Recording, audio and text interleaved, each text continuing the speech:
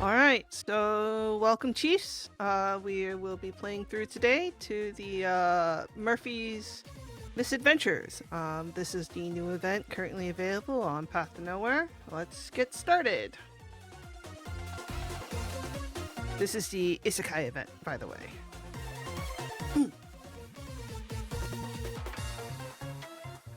Once upon a time. No, wait. I don't think this is the past. Maybe the distant future. That doesn't feel right either.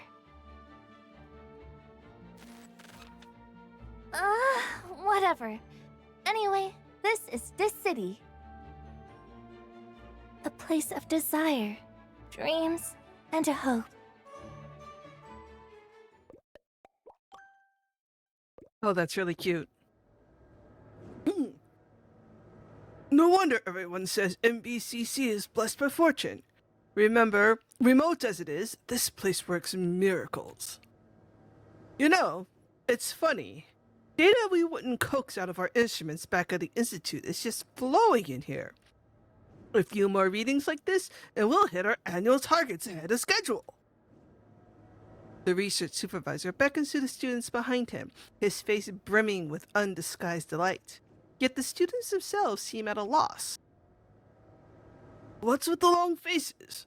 Oh, I know the successful experiments got everyone buzzing, but let's not forget our manners. Hurry, Chief's waiting for us. Still, no one stirs. The assistant standing nearby can no longer stomach the silence, and, steeling himself, finally speaks up in a low voice. Supervisor? You told us before we came that there was a walking disaster living here. You said not to bring any of our latest prototypes. There's the clown music again. Nice.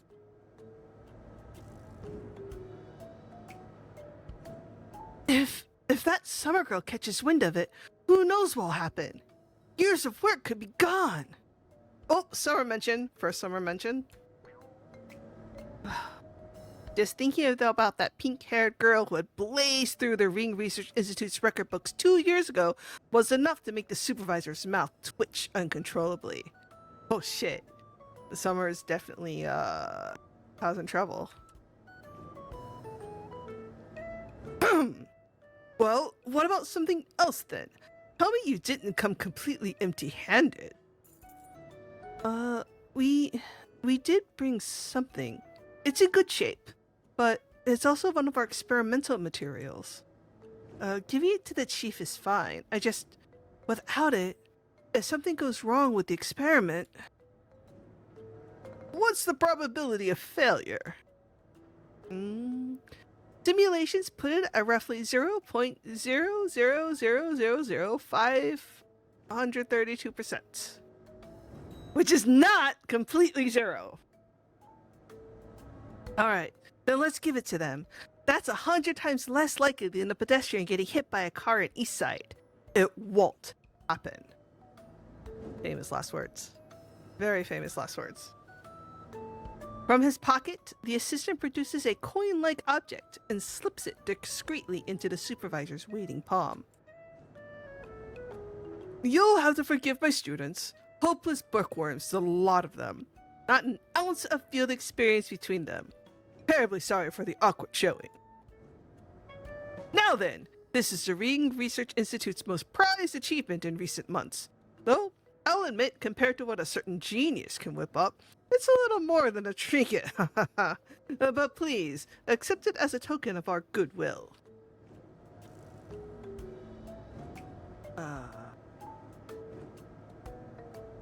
I'm not going to get captured by this later, am I?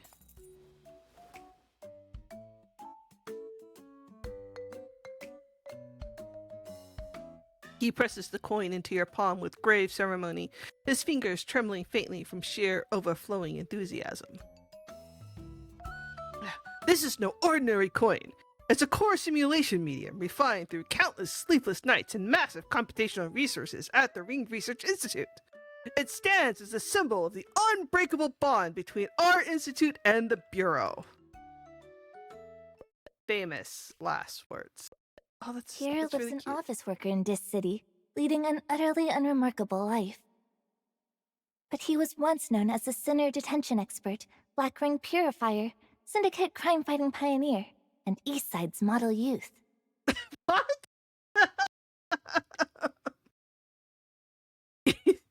Yeah. Hey, Est.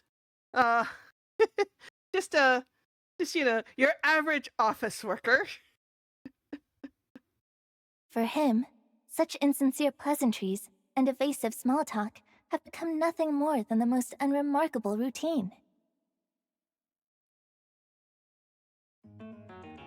Oh, Chief looks so tired. Also, who the fuck is tailoring his pants? You can see his socks. Those pants are too short for him. Did he get a growth spurt?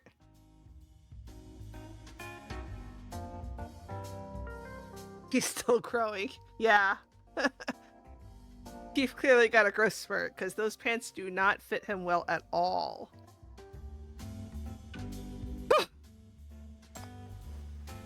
Once you step out of the bureau and confirm no one's around, you finally let out a heavy, bone-deep sigh. Though this city has seen no abnormal activity of late, the joint project between the MBCC and the Ring Research Institute has been wearing you down to the marrow. You've been stretched to your limit, caught between the construction crew lamenting, "Chief, we really can't bear down that load-bearing wall," and placating the Institute's persistent demands, "Why can't we install a miniature ring substance collider here?" So, this part right here is like so fucking real. Because, like, I was in a situation at work once when they were remodeling a lobby, and the executive who was in charge of the remodel was like, "I want to get rid of this pillar because it's in the line of sight of the stage." And the architect was like, "We can't get rid of this pillar. It's a low-bearing pillar." And she was so not happy about that.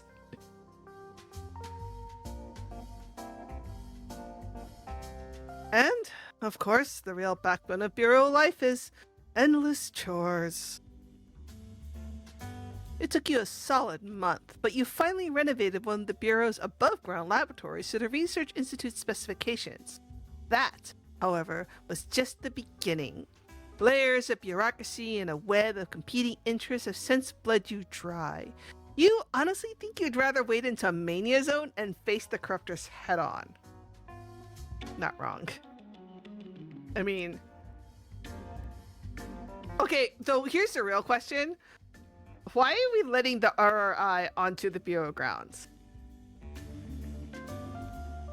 This is why we let ourselves... Yeah, basically to avoid paperwork. If it had been the year you first woke up, you might still have felt a spark of excitement. After all, this was a collaboration with the Ring Research Institute, something most people would never get to touch in their lifetime. But now, only one thought occupies your mind. If only I could have something sweet to eat. You fidget with the friendship commemorative coin the Ring Research Institute have pressed upon you, your fingers unconsciously unlocking your terminal. The screen lands on a food delivery page, and as your eyes skim the promotional text, something stirs faintly in your chest. Man, it's been so long since I've ordered delivery. I've almost forgotten what food from outside the Bureau even tastes like. Just this once won't hurt, right? Every time I see words light up in orange, I'm like, these are some famous last words. It takes you a long moment to dredge up the Bureau's receiving address from memory. And after a brief hesitation, you settle on a milk tea at 70% sweetness. Yeah, for real. But also, you can tell Chief is really tired because they're asking for milk tea at 70% sweetness. That'll do. 20 minutes. Might as well call it a small celebration for temporarily escaping overtime hell. But even the most ordinary routines need a little spice. Oh no. It could be sweet, bitter, sour, or perhaps vibrant, colorful, and utterly unexpected. It'll be utterly unexpected for sure.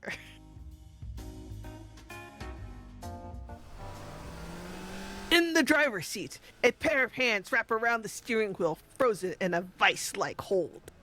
No! This can't be happening! It was totally fine yesterday! How did it just break today? Oh no! Warning. Current speed 80 kilometers per hour. You are exceeding the speed limit. Please slow down. I know! The brakes are literally dead! What am I supposed to do? Yell at it to stop? Yell at the car to stop! Somebody do something! I'm about to become a pancake on the streets of this city! I haven't even delivered my 3,000 word confession essay yet, and I spent so long on it! 3,000? What? What? To who? Who are you confessing to? What are you confessing to? Oh. Oh my god. This is like, what is it? The time Cinnabar submitted paperwork to call Chief by their first name? External equipment malfunction detected. Initiating autonomous driving protocol. Watching the onboard AI finally take the reins of this chaotic situation, the person in the driver's seat feels her frayed nerves loosen ever so slightly. Oh, thank God. I was way too close, like way too close. Who knew turning yourself in came with a near-death experience?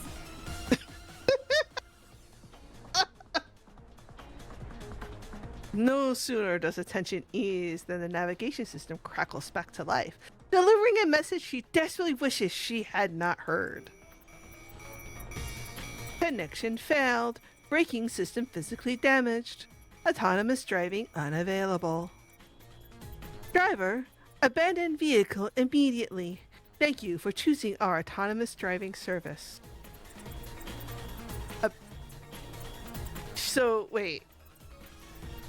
The AI wants her to jump out of a moving vehicle that's going 80 kilometers an hour. Because it can't. Yeah, what kind of what fucking kind of AI driving system is this? The sheer panic sends the driver's mind into a momentary blank, and in her daze, oh no! Oh no! Don't do it! And in her daze, her foot presses down on the accelerator again. Current speed, 100 kilometers per hour.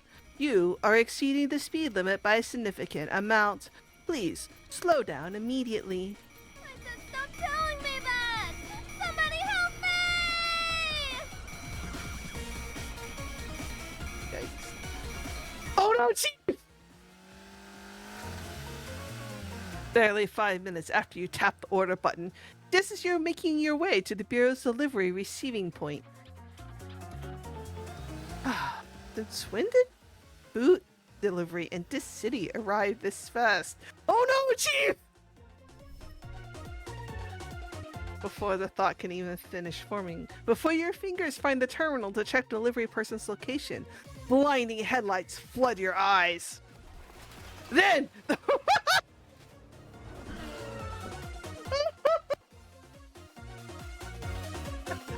I like the sudden appearance of the car.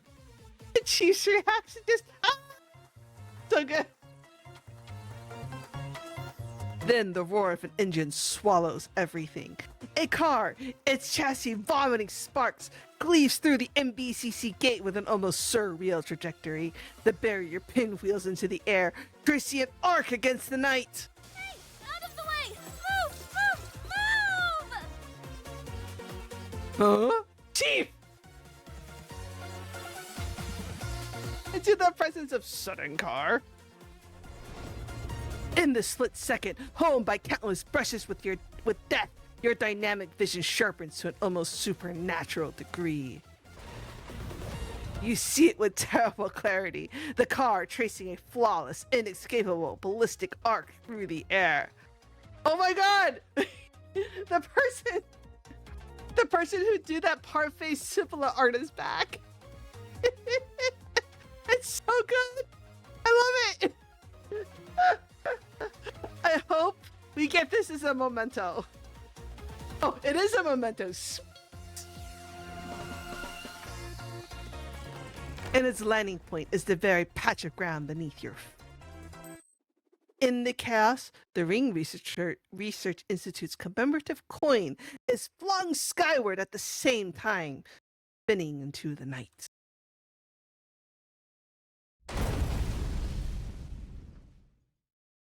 Whoosh.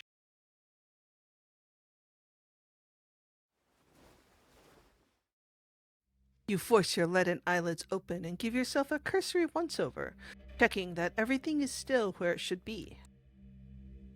Oh, thank goodness. Not a mark on you. No lacerations, no bruises, no lingering imprint of the collision. Your body is, against all reason, perfectly whole. Even your shackles obey without hesitation.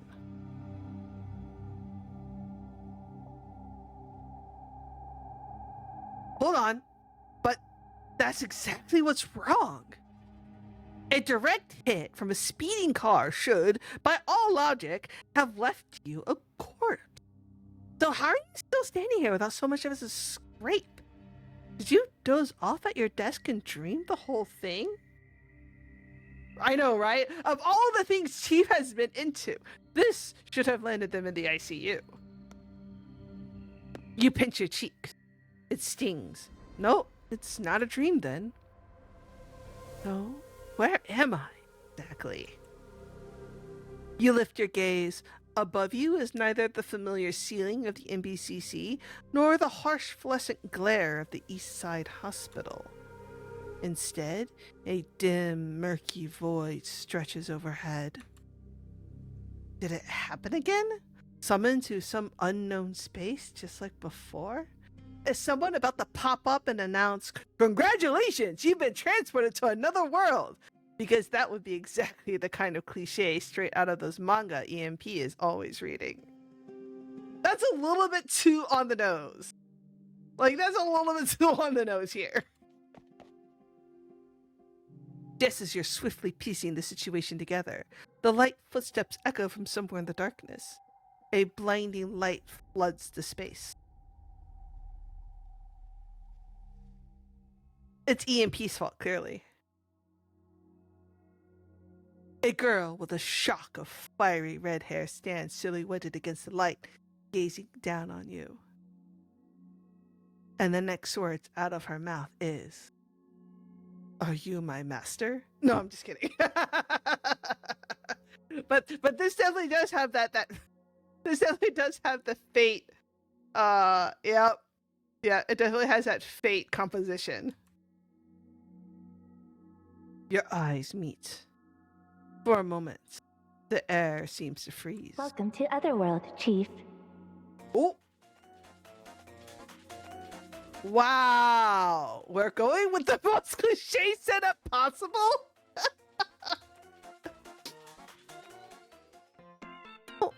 Oh no, I missed it. If we progress in the adventure, we might be able to find a way home. There seems to be something going on up ahead. Let's check it out. Where am I this time? Well, at least it's not in a coffin or a castle or... Oh! Throwing shade at our Icy! Throwing shade at Arhea. Oh, man.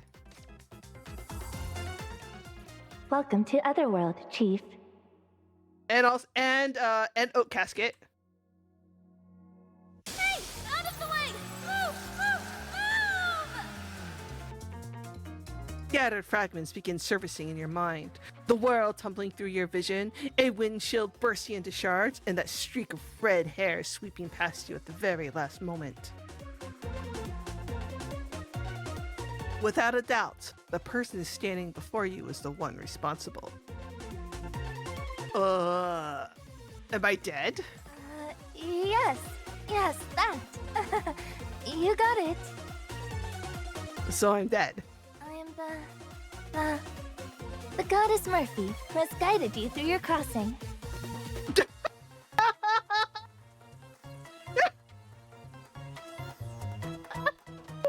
Oh my! Who has guided me through my crossing? Goddess?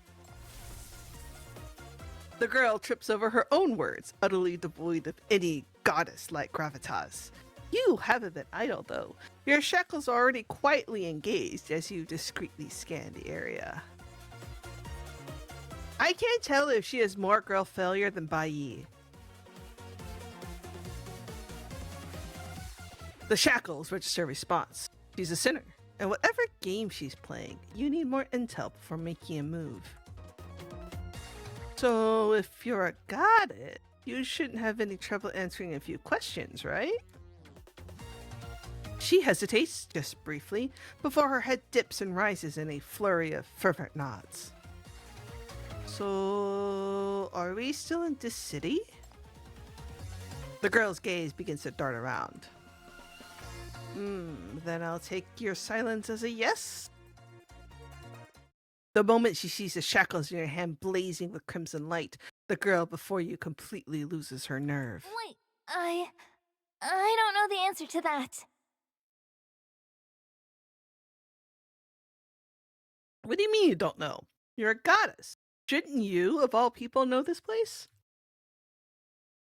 Faced with a culprit who seems to talk around your question, you conclude that the shackles might just cut to the chase more effectively. I'm sorry. I was actually coming to MBCC to turn myself in. But then the atmosphere back there was just so perfect and I couldn't help myself. I just really wanted to say those lines. Wow. Wow, Murphy. Please, I'm begging you. Go easy on me. Don't use those shackles. Here we will.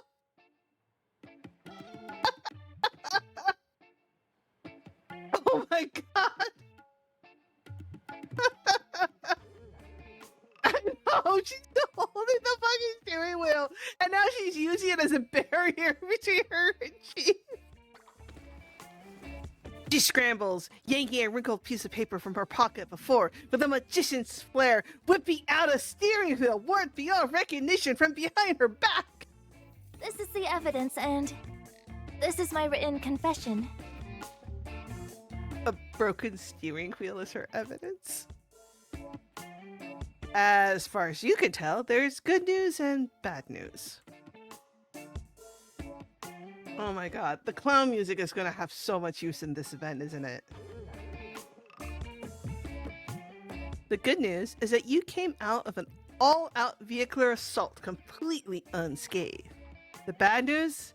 You honestly would have preferred waking up in a hospital bed. Everything about this is beyond bizarre. You decide to go over the details one more time with the attempted murder suspect standing right in front of you. She looks so confused. I love it. So, you're telling me you came here to turn yourself in? Yes. And that car was yours? Yes. And then you deliberately ran me over and dragged me to wherever this is. Yes. Wait, no. It wasn't on purpose. But this place, I honestly have no idea where we are. Here, look. You don't believe me, right? See? Poor Murphy. The sinner before you raises a hand and points beyond. Hey! And points beyond this hazy liminal space. The moment she does, the blur sharpens into clarity and the silhouette of a town resolves before your eyes. You roll your shoulders, testing your body, and then rise, making your way towards the sinner waiting at the threshold. You're just about to close the distance when, as though struck by a sudden thought, her face contorts with alarm. She springs backwards in a panic, putting a solid 2 or 3 meters between you in an instant. Chief, wait! If you get too close to me, all kinds of bad luck is gonna hit you. Oh no. The moment her words escape her lips, you catch it. The shadow pulled at her feet trembles, just barely. Bad luck? Like, small stuff, you know? Toothpaste falls on your foot when you brush your teeth in the morning. Flower pot to the head the second you step outside. And if it's really bad, basically anything unlucky that can happen will happen. Yeah, that's just my life. She really is Murphy's Law. It's probably just a side effect of her sinner ability. Powerful abilities often come with certain drawbacks. You've seen this sort of thing plenty of times among sinners. It's fine. I've dealt with mania way more ridiculous than this. Your bad luck shouldn't affect me. And besides, your ability might actually come in handy. You brush the dust off from your clothes. For someone who has weathered countless sinner rampages and broken through multiple black rings, this degree of wariness feels more than a little unnecessary. Really? But I've got a feeling. Oh no. Chief, are you okay? See? I told you bad things happen when you're near me. Oh, poor girl. Oh, I like that little 8-bit sound effect right there. A purple arrow of magic thuds into the ground right at your feet. Murphy, beside you, springs upward like a startled kangaroo, barely hanging onto the steering. Still holding onto the steering wheel.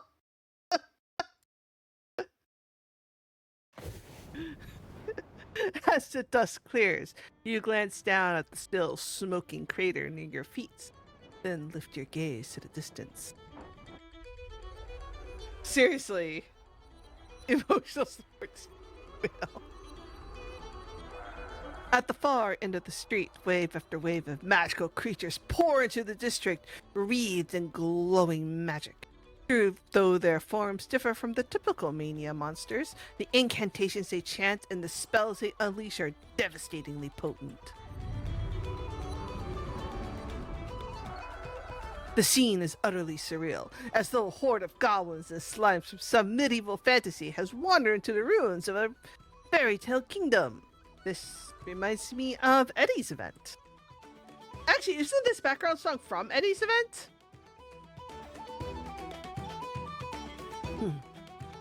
Stay calm. This space might be under Mania's influence, but combat should work the same. Just use your sinner ability. Combat? My biggest field accomplishment so far was running you over. I'm totally useless. I say we split up and run. At least one of us might make it out that way. Oh, Murphy! Poor baby girl. On the verge of tears, she scrambles desperately to get away. What about your ability? In a mania environment like this, your power should be at its strongest. I can't. If I use my ability, we'll probably make things worse. Not wrong.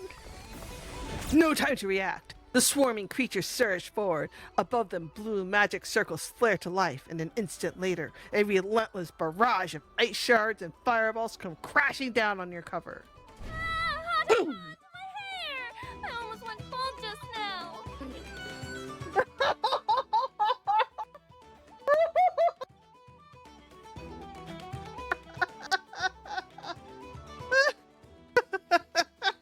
Oh my god, poor kid.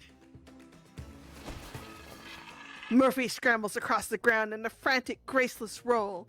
In her flailing, the broken steering wheel gets kicked loose and goes sailing straight towards the incoming horde. What follows is a trajectory that defies every law of physics. The steering wheel bounces off goblin shields 3 times with quick succession. Then, at an angle that makes no rational sense, it slots itself perfectly into the tip of the lead creature's staff. The shockwave from the blast sweeps through, toppling an entire row of creatures in an instant.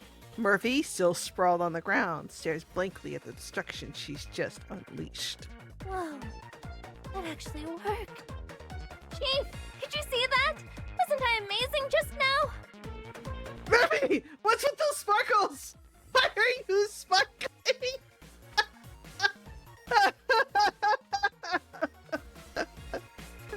Yeah, she RNG'd her way into a crit. Oh my god, this girl. Didn't you just say we'd lose even harder? How about we just pretend that never happened? Anyway, if there's nothing else, I'll just be on my way. Oh, no you don't. Murphy pops upright and has already poised the bolts, but you seize her and haul her straight back.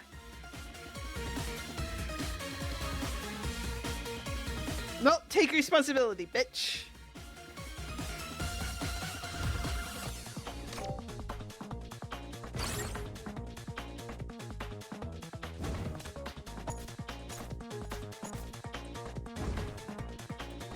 The creatures just keep coming. Individually, they're hardly lethal, but as a swarm, they're becoming a real headache. You need to wipe them out in one fell swoop. The thought crosses your mind and your gaze slides over to Murphy beside you. Yeah, she just wanted some 70% milk tea. But no, now we've been isekai'd. Watching Murphy flail and roll around helplessly in the middle of the monster horde, you come to the unmistakable conclusion that she's the last person you should rely on. A volley of arrows rains down, and the creatures before you collapse in quick succession. Someone else is here? You lift your gaze. A voice reaches you before your eyes can find its source. Oh, the Archer Queen of Syndicate has arrived! Now the final piece of the set. Yippee! Our hero! She's gotten better at her archery. Kinda heavy, but not bad. And Lena! And they're all voice. That's the most important part. Situation assessment in progress. Preparing for combat engagement. She sounds a little bit... Hi, Norma. So, I guess we could thank Norma for our recruits, for our recruitment.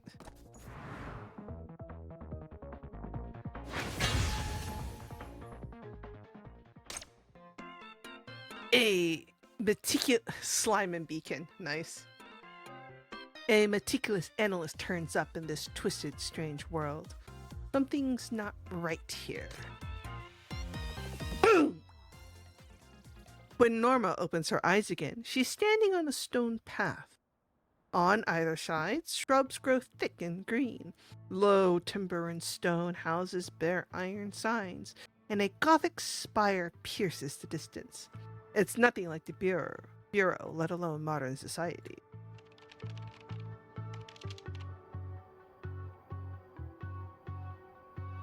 True. The chief does usually drink 100% black coffee. But he wanted a little treat. Norma stands frozen, gazing down at the laptop in her hands. She nudges her glasses up and calls up her earlier movement log. 4 attempts to leave. Each time I end up right back here. The environment reads normal. Until I have a verifiable conclusion, panic is meaningless. Wow! This is a girl who's such a type A that she schedules her panic attacks. Not long ago, Norma arrived at the Bureau as a forensic specialist, dispatched from the Public Security Bureau to lend support. She had only just deployed several environmental data monitoring modules when a powerful disturbance surged through the air. A glance up, a blink, and the world was reshaped into this. She lifts her head and scans her surroundings.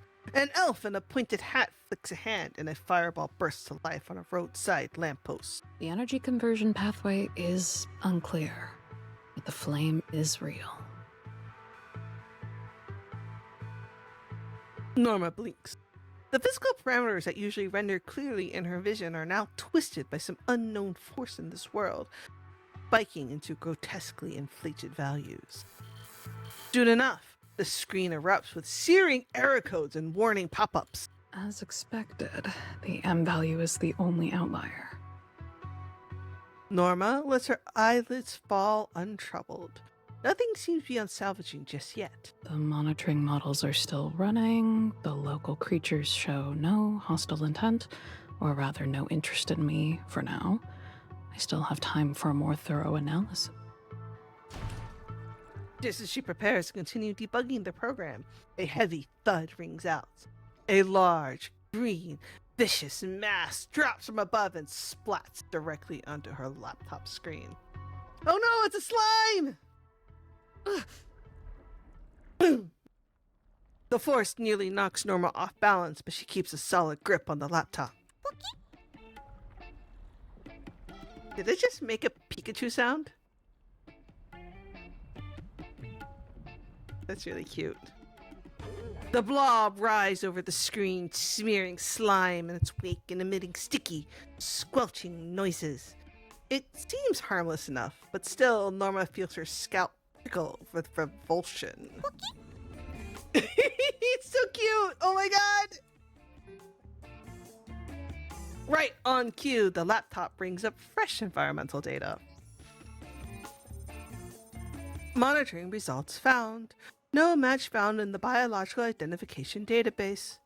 Composition analysis. Mania concentration 99.7%. Visual similarity match. Slime. Common Western fantasy creature. 87% similarity. Conclusion. This is a slime formed from mania. A slime? Formed from mania? Norma has never encountered such a readout from the environmental monitoring model before. She's briefly thrown into bewildered silence, but she reins it in at once and settles into a cool, methodical analysis. What Hey, kind of LP. mania field generates something like this? And there are also magical phenomena. Slime-like creatures that actively approach humans? A town that looks pulled from a game? Norma looks towards the distant town, then down at the seemingly adorable green blob that is, in truth, a mania bomb.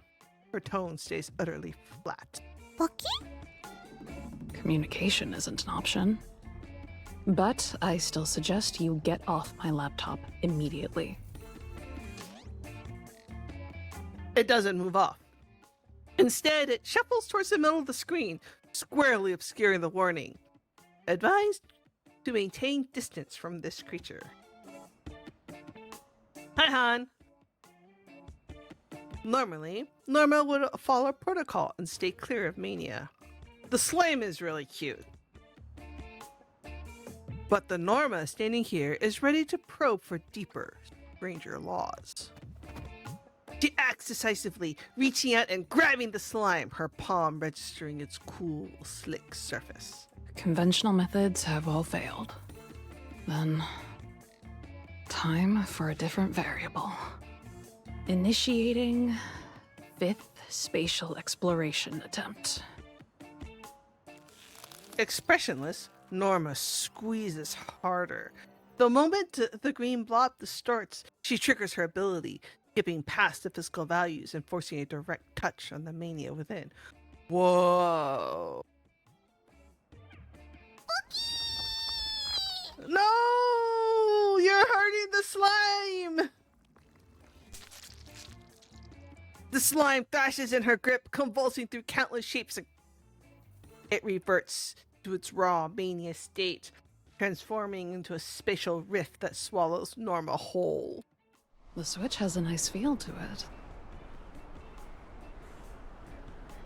I don't know how to respond to that. Like, for real.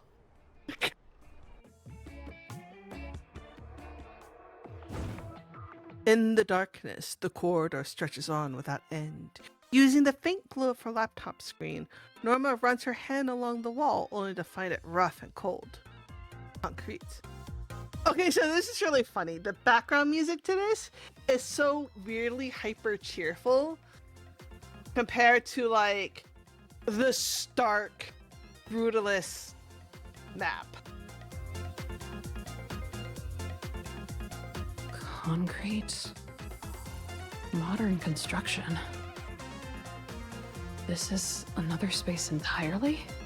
But the slime was so cute. She continues forward. Clack, clack, clack. Her footsteps echo through the empty corridor, but soon Norma notices something amiss. Wait. Someone's here. A dark figure has been tailing her, always at a fixed distance, never too far, never too close. This is no ordinary pursuit. Boom! The shadow maintains an eerily exact interval, as though constantly calibrating its position against hers. She breaks into a run. Anomaly detected in the current dimension. I need to survey all the traversable grids. Clear the level by traversing all grids without repeating any steps. The mysterious shadow behind me prevents me from stepping on grids I've already passed through. I should be careful. It's dark, Murphy.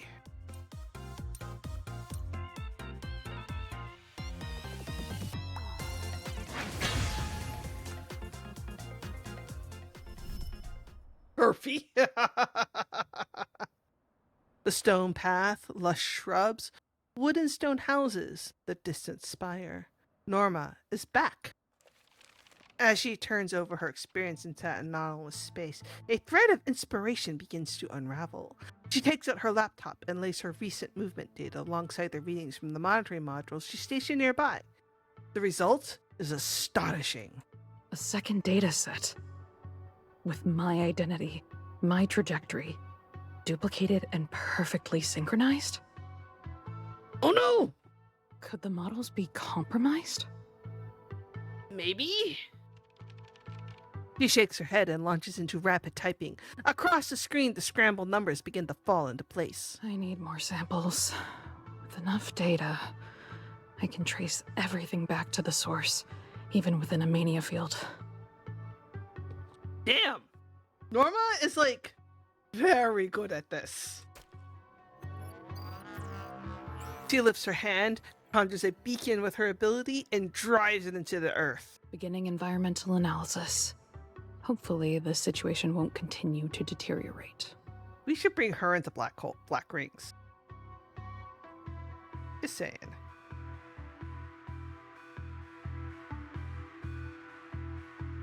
So, that shadow back then.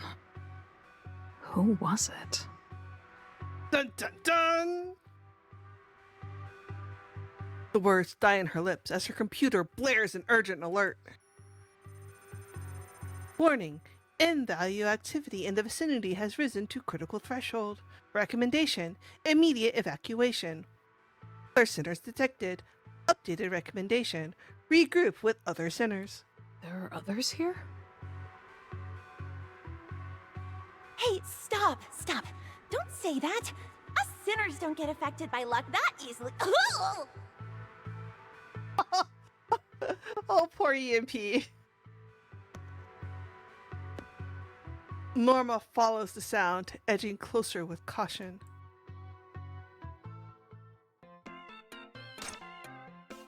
The Adventure Squad! A slingshot still counts as a kind of a bow, and a lamppost still counts as a kind of lamp. Everyone's got their unique talents. Oh no! The fallen creatures lie strewn across the ground in a tangled heap. They don't vanish on the spot. Instead, like poorly made clay figurines, they slowly cave in on themselves, blackening and blistering until nothing remains but an unidentified puddle of residue. EMP reaches out and prods it a couple times. Nothing happens. these things. They're definitely not our usual mania monsters.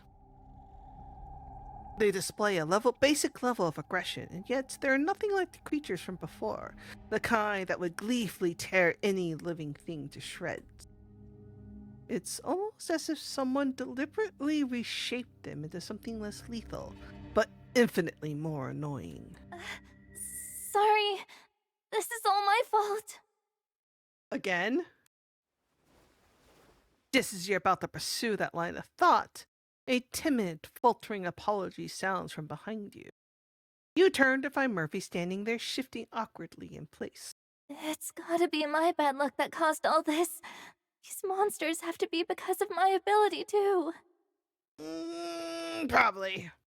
Hey, stop, stop. Don't say that. Us sinners don't get affected by luck that easily. Before she can finish her sentence, her foot lands on a patch of melted slime and she goes down hard, face first into the dirt.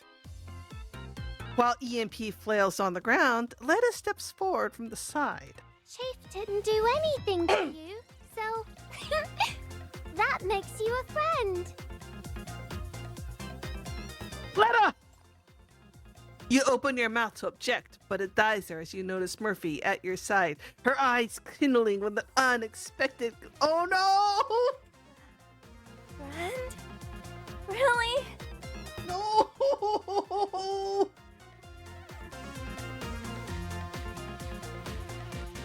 But her excitement barely lasts a few seconds before she sinks back into her slump. Are you sure you want to be friends with someone like me?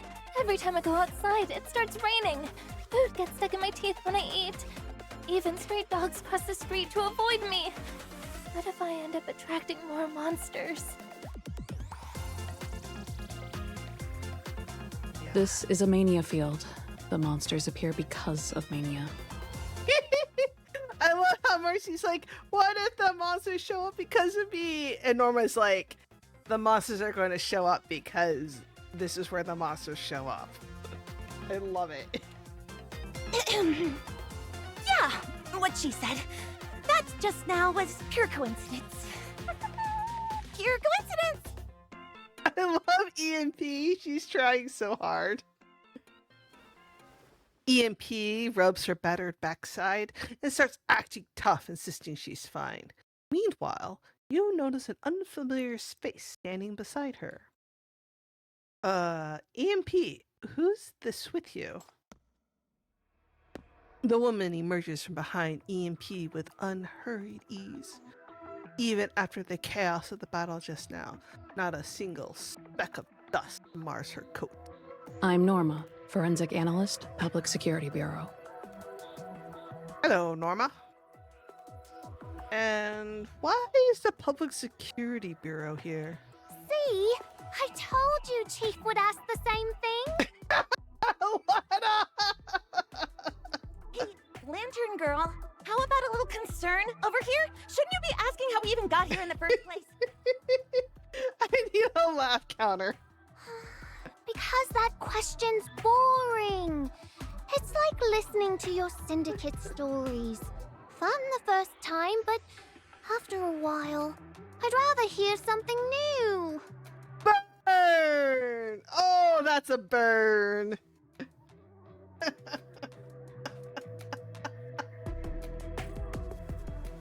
Typical EMP, as she can strike up a conversation with just about anyone. Contrast that with Letta, who's practically bouncing on her heels, seemingly unbothered by the situation. If anything, she looks almost excited. I was deployed to MBCC as support staff for data analysis. During routine information gathering, an environmental anomaly occurred. 5 minutes ago, the monitoring models I set up inside the Bureau detected a sudden shift. M values breached critical threshold instantly and are continuing to rise. Wait, inside the Bureau? Are you sure? Did that crash have dragged everyone from the Bureau into this place?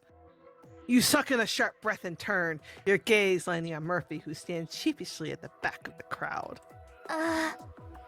Chief, I couldn't have caused something this big, could I?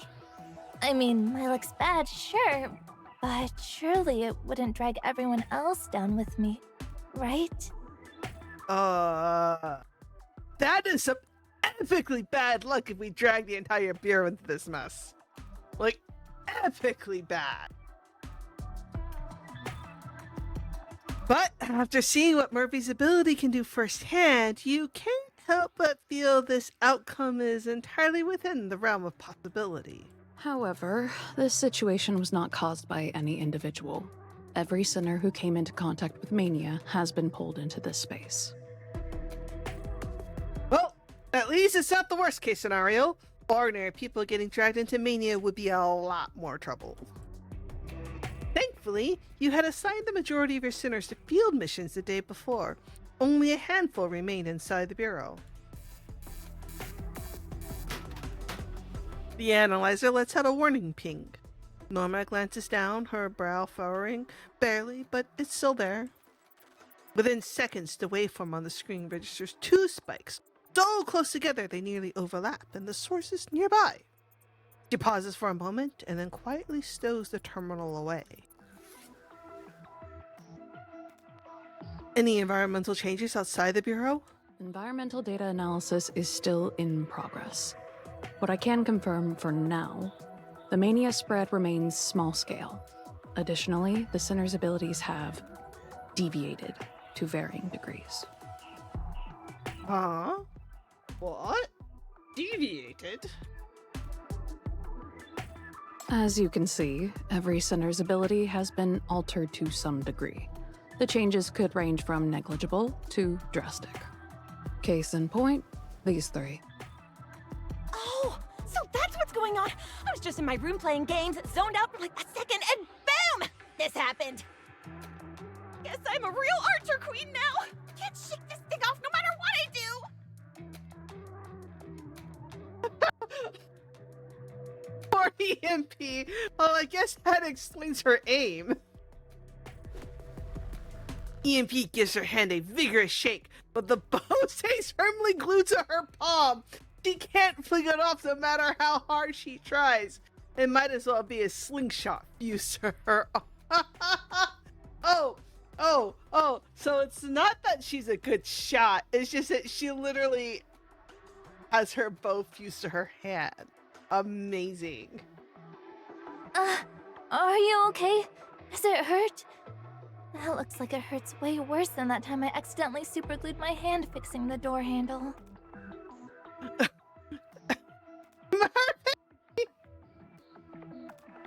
Murphy! Murphy, why were you playing with super glue? Oh, does it sound distorted to you guys?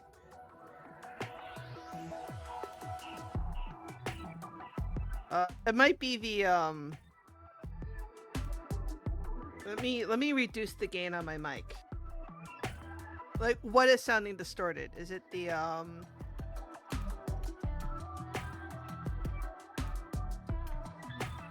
Is it the game or my voice?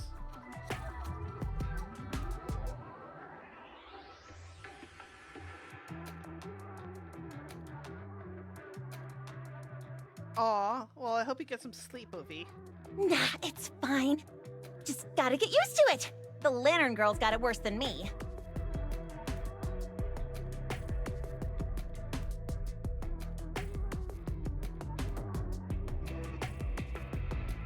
Letta, on the other hand, is missing her ever-present lantern.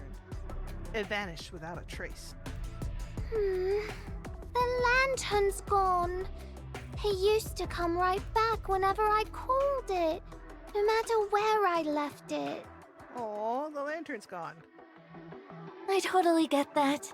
Losing something you've had for so long. I mean, isn't that part of her powers? Letta now wields an enormous lamppost, ripped from who knows where. Her original lantern is long gone, and all that remains is the sturdiest chunk of the lamppost, slung over her shoulder like a makeshift bludgeon. Wow. I know, right? Not a big deal, though. This works fine, and I actually kinda like it. Oh no! Well, that does look way more powerful than a lantern.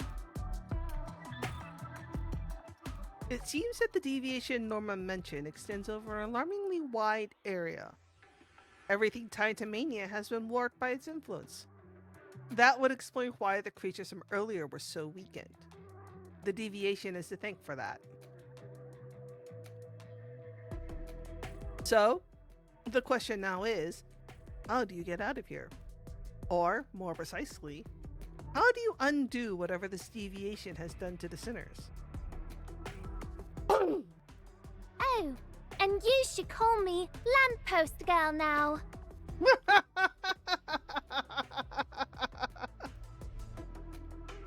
Call me Lamppost Girl now. Huh? No way. Even though Hella turned into whatever she turned into, I'd still call her a Syndicate Grey Rat. I love EMP. Yeah, I really do need a laugh counter.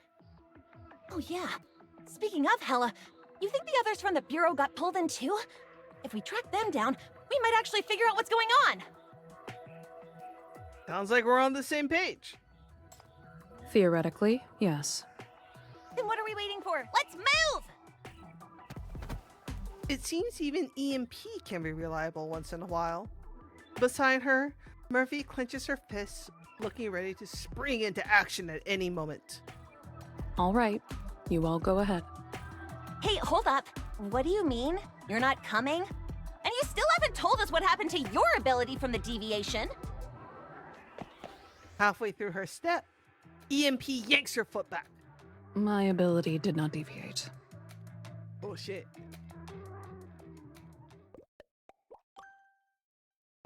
These are so cute. So you were over there analyzing everything all serious, and the whole time nothing even happened to you? No fair! I thought we were all in this mess together. Ophi, go to bed. But yeah, there'll probably be a VOD. Please rest.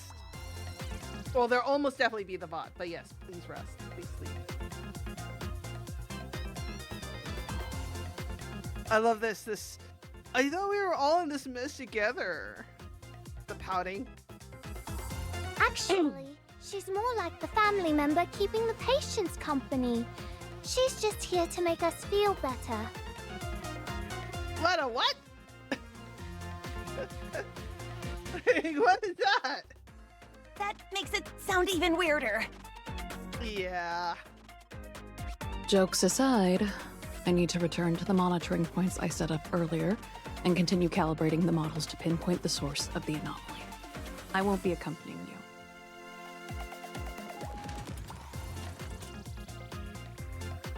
As she speaks, she pulls out a palm-sized terminal from her case, its casing still winking with the indicator lights along the edges.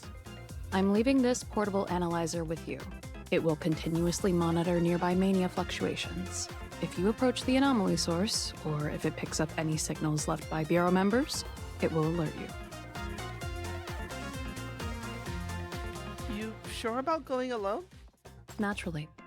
This is the most efficient approach. Once I've gathered sufficient data, I'll rendezvous with you. All right. Seeing that Norma's mind is already made up, you can only nod and accept the analyzer she hands you. Right now, information is what you need most. Stay safe out there. Let's move! The sinners spring into action at once, all except Murphy, who remains frozen in place. What are you spacing out for? You're gonna get left behind! A flicker of surprise crosses Murphy's face. The last thing she expected was being told to follow. Wait for me! Aww, and now we have the happy, hopeful music because Murphy's being included. She'd always believed that trouble, when it came, followed her like a curse.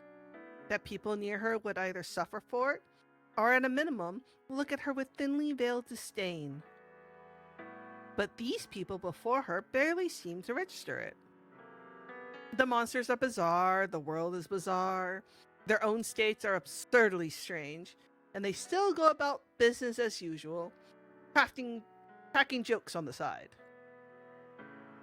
As if all of this is just everyday life to them. Maybe this time things could be different? Clinging to that thought, Murphy scrambles to your side. And no one notices that in the lingering dark of the far end of the passage, something silently opens its eyes. Do you know who you just captured? I'm the uncrowned queen of... Good morning. I'm Letta Devonshire. I do like this little Between detail of dream and Sinner reality. redetention. The overall efficiency of this new environment is acceptable. The place's layout and workflow have been reasonably thought out. Though Looks like you're gradually adjusting to this world. Go check out the adventure bounties. Send sinners to complete adventure bounties to progress in the adventure. This is the current adventure progress, which represents the average progress of all sinners across different locations. Reach the acquired adventure progress to unlock the next stage of the story. Let's investigate this place. Select a sinner for the adventure bounty. Tap here to start the adventure. Oh! Yeah, they put a lot of detail. Yeah, they put a lot of effort into this. Oh no! This is gonna be like other events are gonna have like high symbol expression, high nose. I have a feeling this is gonna be a high oh no event.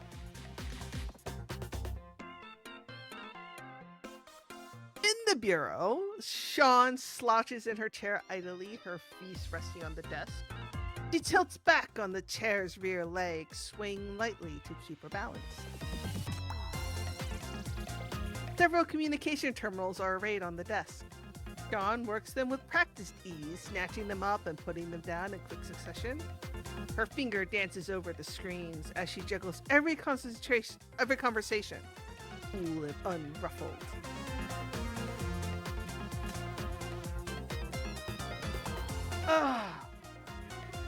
Finally feeling it today. I can easily take on a few more chats. Love is an unlimited resource. The more I give, the more there is. Just then, a newcomer catches her eye on the Bureau's internal network. The profile picture seems calm and composed. Oh no, what did I miss? Okay. The profile picture seems calm and composed, but with a hint of cuteness. Her ID reads, Maddie working...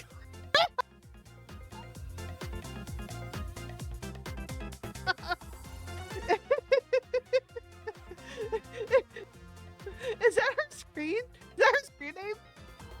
Mackie working hard? Who gives herself the screen name Maddie working hard? Dawn's eyes brighten. Her fingers fly over the keys and she taps send without hesitation.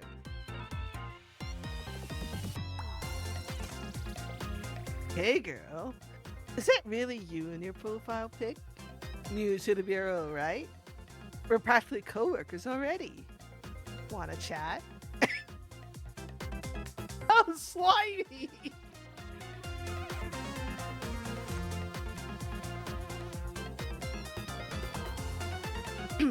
In the middle of a work report. I'll get back to you later. Ooh, interesting. I love a little push and pull. Then I'll set aside a special spot in my heart just for you. Once you're free, I'll come welcome you in and gently sweep all of your exhaustion away. Lost in her conversations, Dawn doesn't notice the Bureau changing around her. Without realizing it, her room has become a thatched hut, and a hulking werewolf pokes its head through the window.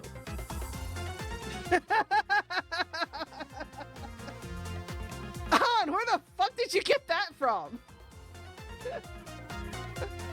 But also, those lines are really super corny. And now there's a werewolf in her room.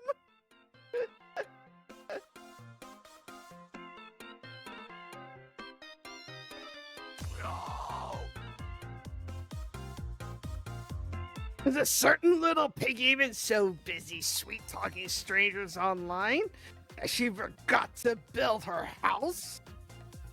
Puff and Puff Wolf, oh no. Huh? Since when does the Bureau keep a big bad wolf on staff?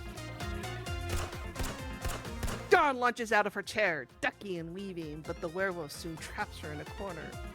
A volley of gunshots follows, the bullets striking the monster's limbs with surgical precision. Howling in agony, the werewolf retreats. You're a sinner with the Bureau as well, correct? Are you injured?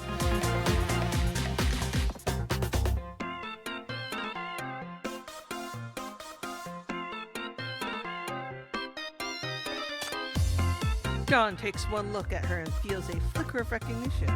She glances down the terminal in her hand to find Maddie Working Heart's avatar suddenly illuminated.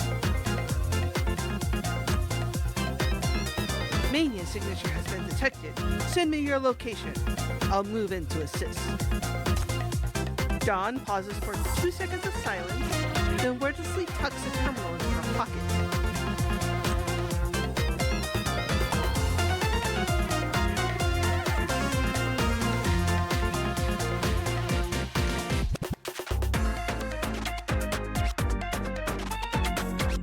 She really is.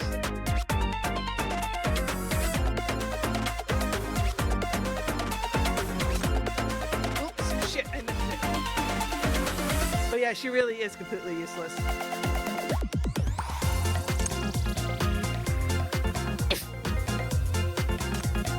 Golan comes bounding over, bounding with excitement while Peggy follows her at her own unhurried pace, lifting a hand in a casual wave.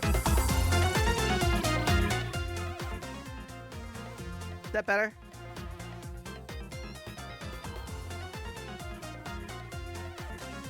Yo! Yeah, Peggy mentions I'm very excited that Peggy got a mention. Alright, so we ask about their situation. You check in with them quickly. They're clearly doing well, still full of energy, and they enthusiastically offer themselves up for the next adventure mission. You guys keep at it over there. As for me, being Chief's personal favorite and all, I'll be singing with Chief for now. Bye-bye! EMP sidles up to you, a touch of smug satisfaction creeping into her tone.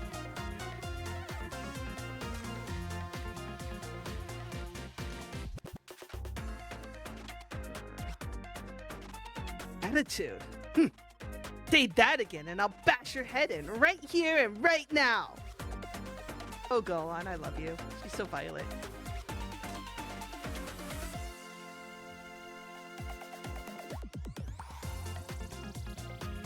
One shot. That's all you get. So quit hogging center stage. All mouth when it's time to talk big, but as soon as the fight starts, you're backing away. You just want to steal some clout and play veteran? Fine. I'll drop you on my hook as a background filler. Nothing more to say. Ugh! You did not just diss me! In a flash, the three of them are tangled in a mock brawl. Fists stay unthrown, yet the atmosphere crackles like a championship bout. Only when you let out a soft cough do they grudgingly break apart. On her way out, Golan aims a provocative gesture over her shoulder at EMP, who fires back instantly with both hands, twice as flamboyant. Peggy, caught in the middle, hums a little tune that seems deliberately designed to stoke the fire. They're flicking each other off. That's what they're doing. Huh. I guess the Bureau's not so big on the whole chain of command thing, is it? 'Cause we're a fucking playground. Those who are completely unmanageable. Not like me. Total model employee. Right, Steve?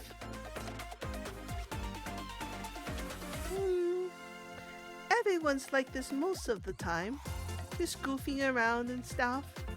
But when it really matters, they always come through.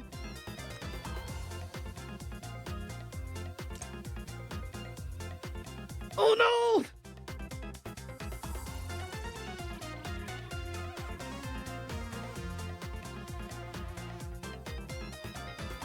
Victoria sits side saddle atop the crystal leopard seat-tree, her legs swing gently.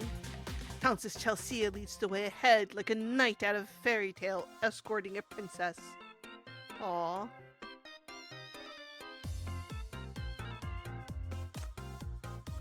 Oh, what a beautiful leopard. I like the way the crystal feels. So cool and smooth. But I can walk on my own, you know. Your sterile suit will hold for 5 hours at most. Before that runs out, we need to locate an alternative sterile environment. Aww, Chelsea is taking care of Victoria. That's so sweet.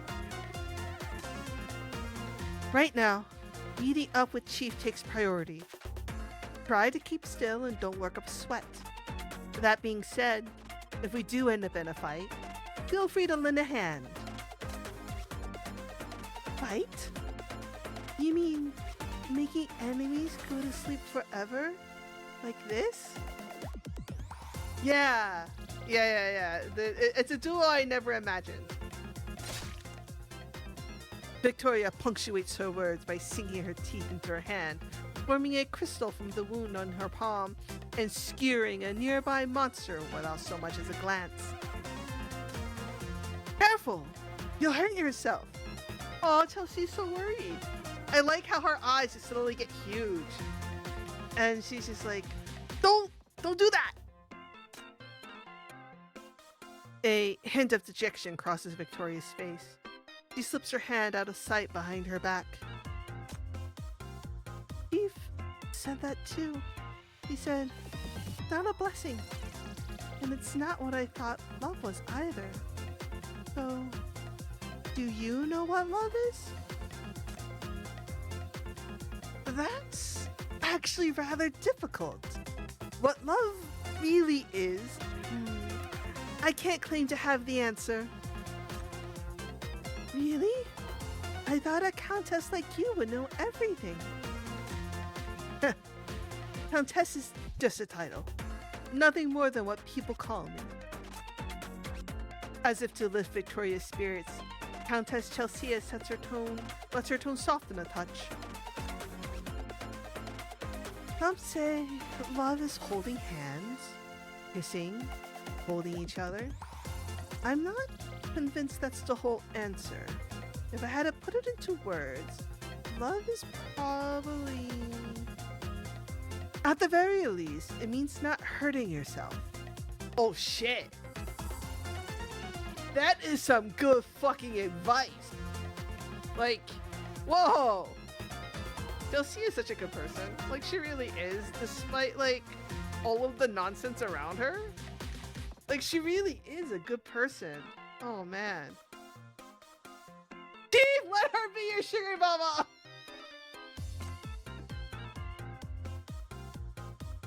What does not hurting yourself mean? Not hurting yourself. Is that what love is? You really are a curious little thing. Perhaps you should ask that new girl, Millie, or whatever her name was. She seems far better equipped to explain love than I am. Now then, let's keep moving. I mean, I would argue that Millie is probably one of the better people to ask about love. He is a love maniac. The Countess Chelsea gives Citri a gentle pat on the neck. They continue onward, moving through the shifting light and shadow of the strange realm. Oh, they're so good!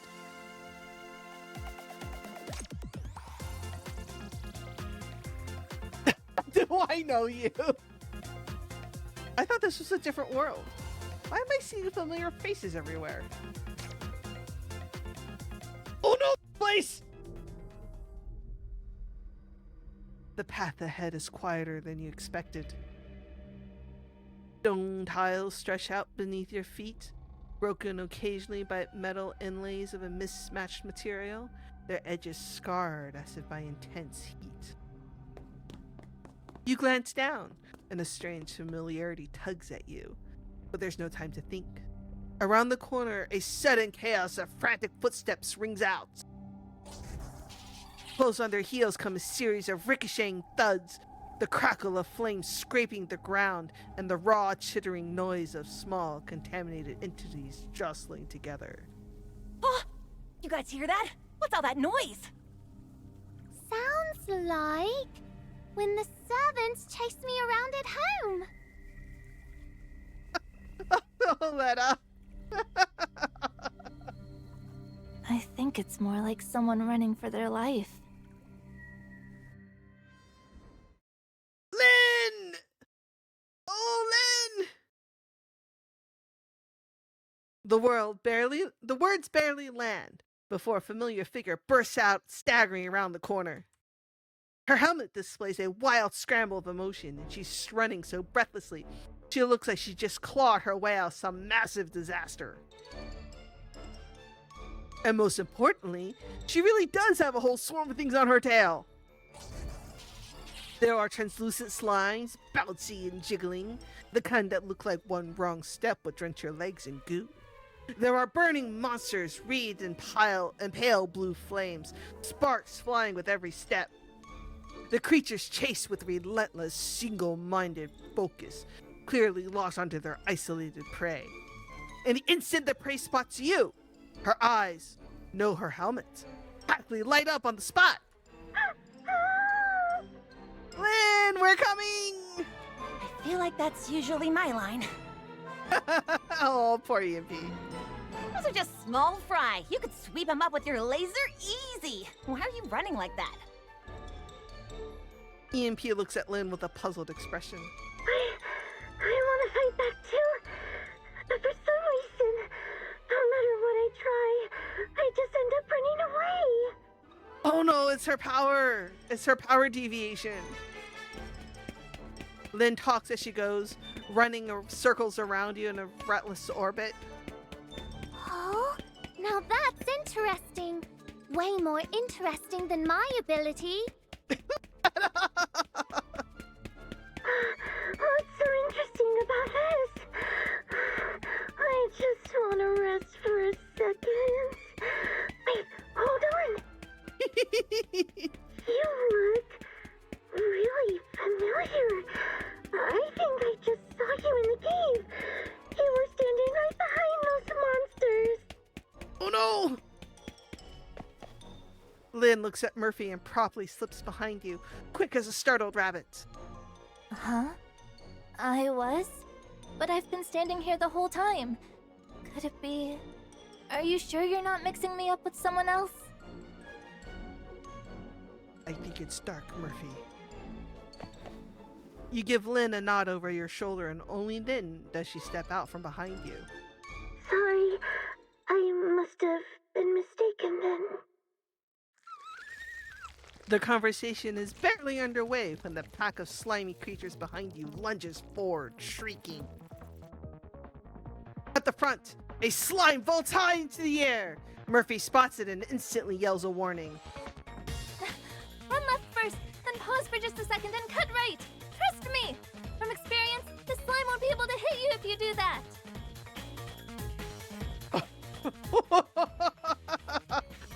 Oh, wow! Murphy!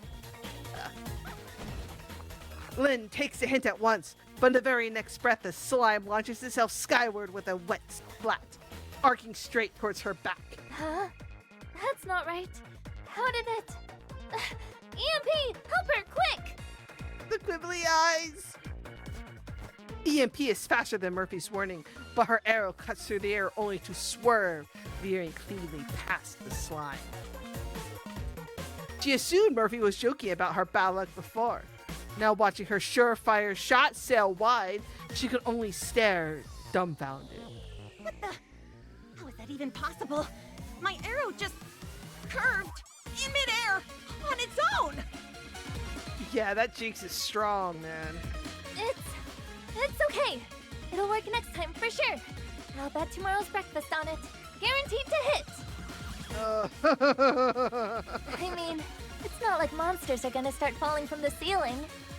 You say that? No! No sooner does Murphy speak than a wet noise rings out.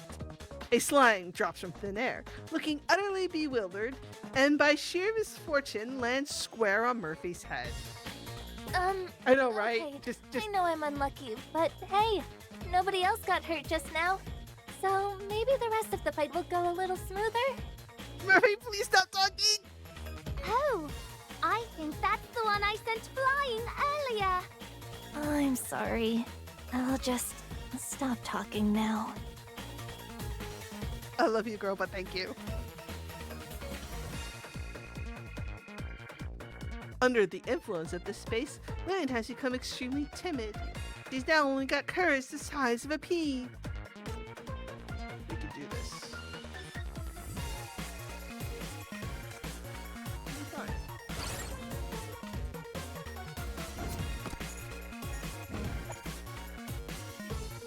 We'll just, isekai our way. Parameters locked.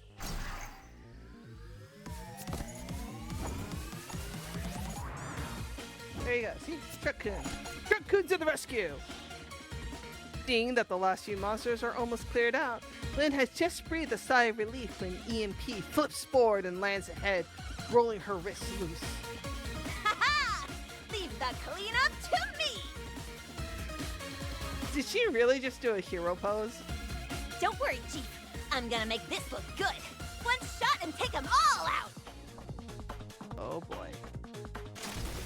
EMP launches herself high into the air, arcs of lightning coiling and dancing across the arrow in her grasp. What's this? You asked for it! The slime at the front is pinned and bursts apart on the spot. The burning creatures have their cores pierced one after another, and even the monsters cowering at the very back are caught before they can react, skewered clean through in the same breath.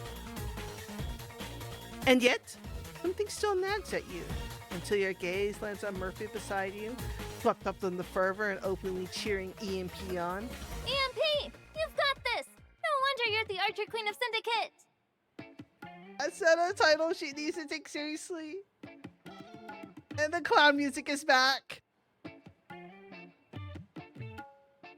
Stop! Murphy freezes for a beat, then springs backward as though something just clicked in her mind. Oh. Yeah, uh-oh indeed. But it's just cheering, right? That should be fine. Maybe?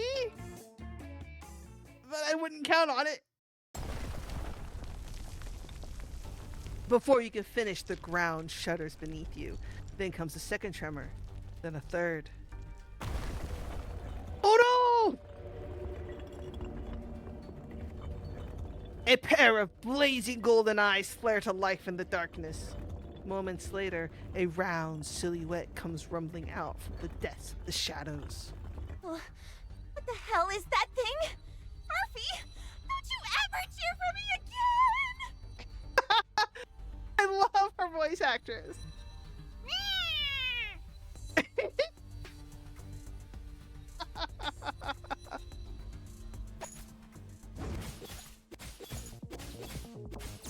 Parameters locked. Please, don't miss!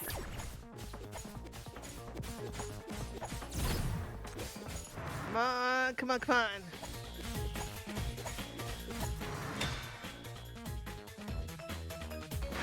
Big cat. Big cat. Spread out! The words have barely left your mouth before the creature launches itself forward, its body propelled like a cannonball tearing free of its barrel. It plows headfirst through a half-collapsed stone pillar, debris exploding across the ground. The group scatters in an instant, barely clearing the impact zone.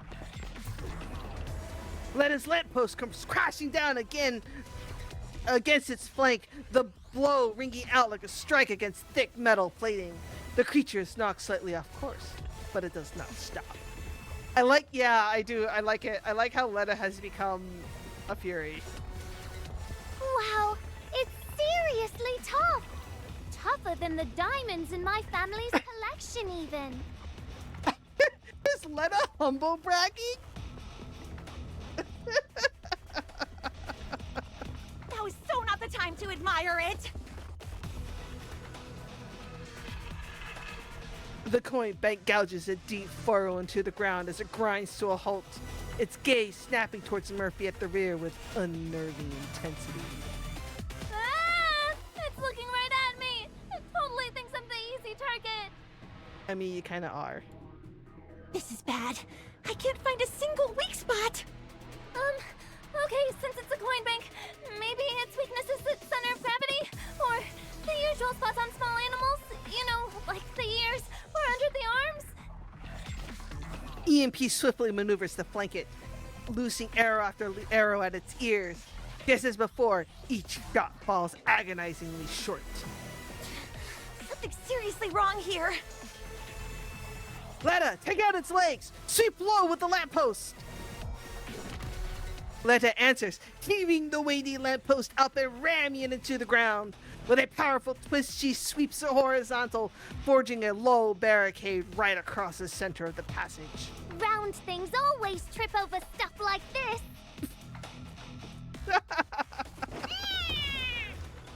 The coin bank screeches, kicks off the ground, and barrels towards your group. Its front legs snag the lamppost right on cue, sending the whole thing hurtling through the air. It worked? EMP. But a split second later, it ricochets back using its own momentum, crashing into the lamppost with enough force to rip it clean out of Letta's grip. That doesn't even make sense. I know. I just sitting here being like, it's 11 making out those meow sounds. And poor Lynn.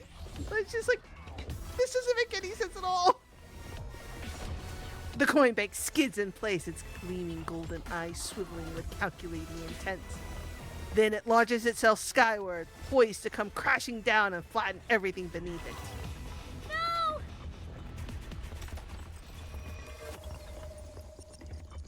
In that instant, the roar of Murphy's ears stretches into an endless, distorted drone.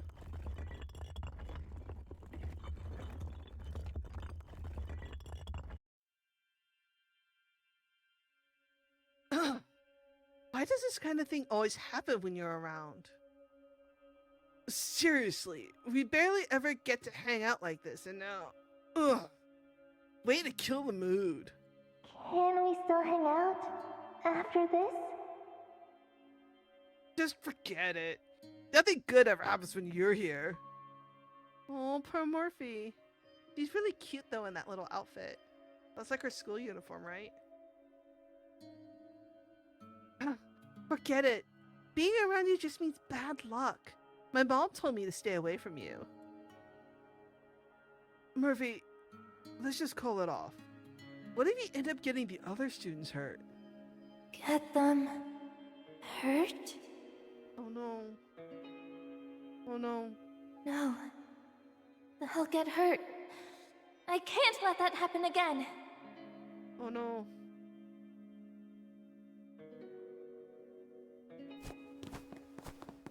She takes in the sight before her, Letta standing firm on her defense. EMP still losing arrows without relent. Lynn running around back and forth to pull the monster's attention away. And Chief, who has never once given up on her. They haven't shoved her aside. They haven't muttered a word about her cursed luck. Even at the most dangerous moment, they keep her sheltered behind them. I'm not letting it happen. I finally have people who treat me like a friend again, and I am not letting you hurt them. Yeah, you go, Murphy! You are just about to release your shackles when Murphy dashes forward. swift as an arrow flung from the bowstring. I'm sorry, I'm just sitting here thinking about 11's VA just standing in front of a microphone going, yeah! The moment it registers a new enemy, the Road Town coin bank wheels around and comes rolling straight for Murphy. Murphy! Even if it means burning up all my luck for the next 20 years! No, wait. What luck do I even have?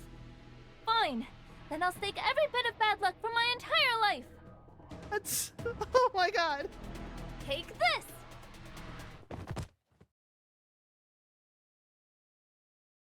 She has barely taken 2 steps while her left foot snacks her right, sending her pitching forward into the ditch without so much as finishing her sentence.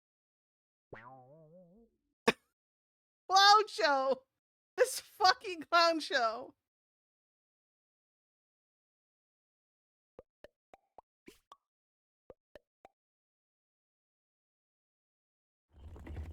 But the fall saves her.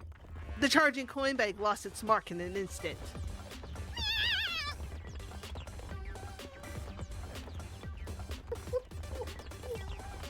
I'm sorry, it's just the fact that there's a real person doing all this. And so, the very next second, right before everyone's eyes, it barrels past the ditch and crashes headlong into the shattered stone wall ahead with a thunderous boom. With a series of earth-shaking rumbles, the coin bank, along with the broken rubble, tumbles into the deeper darkness below. The clattering din of its fall echoes downward, growing fainter and further until finally, clang! It dodges somewhere unknown. The entire passage falls abruptly still. Only the patter of loose stones continues to fall. Murphy, covered in dust and dirt, pokes half her head out of the ditch. Did I actually, help? In a way, yeah. Just then, a piercing shriek of static splits the air above them. The noise erupts without the slightest warning, like a transmission signal forcing its way through, clawing desperately across some other layer of warped space. Huh? What's that sound? Sounds kind of like the Bureau's broadcast? Oh, is it Nightingale? Is it our wife? The next second, a halting yet deeply familiar voice squeezes its way out of the noise. Chief, if you can hear this, please respond. Hey, it's the wife! Repeat, if you can hear this, please respond. We're right here! Nightingale? Hi there, Minos Chief. I'm the notorious Cyclops of Eastside.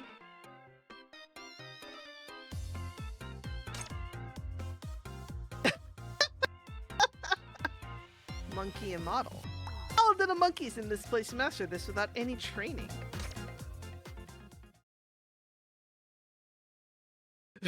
Poor Norma. Norma's just... he's got that JoJo, like... yeah, right. When he's keeping a little calendar. It's right next to the how many days, like, Chief has been kidnapped. Yeah, Norma is so done. In the candy forest, Norma stands beneath a tree laden with lollipops, watching in deadpan despair as a spring-legged monkey hops around nearby, touching her monitoring model.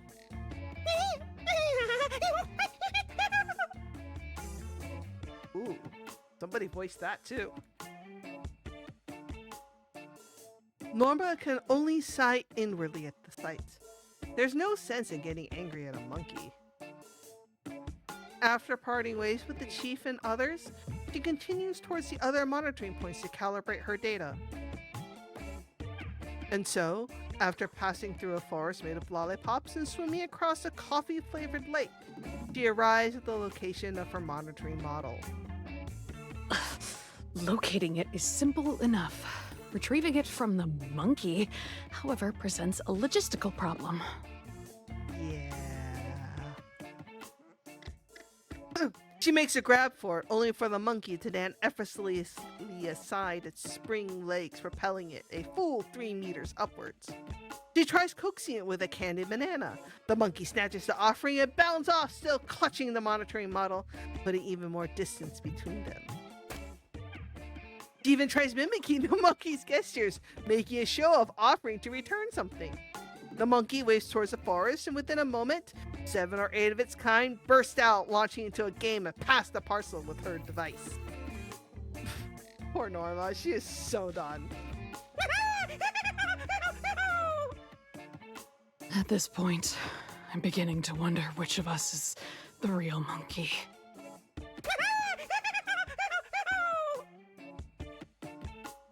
Watching her monitoring model get tossed around from hand to hand, Norma adjusts her glasses. The monkeys grow increasingly gleeful. One even bonks a companion on the head with it. The experience from before confirms that conventional methods are ineffective here. But ineffective doesn't mean I'm out of options. She takes a step forward, weaving through the frenzied monkeys, and extends her hand towards the distorted sky draped in mania. I follow rules, but only when those rules are fair. Oh shit. If this world operates on chaos, then I'll rewrite the rules myself.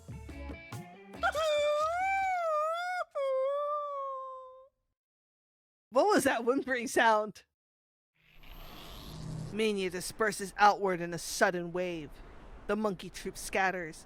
A rift splits through the fabric of space, and Norma is swallowed into the other dimension once again.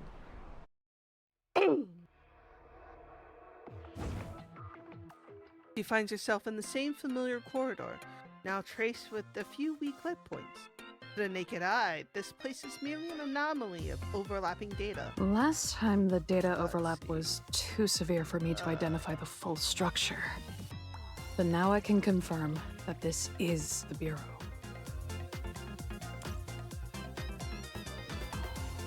Through Norma's eyes, the space maps onto the bureaus with eerie precision. Only the wall signs are flipped. Fire hydrants dangling from the ceiling.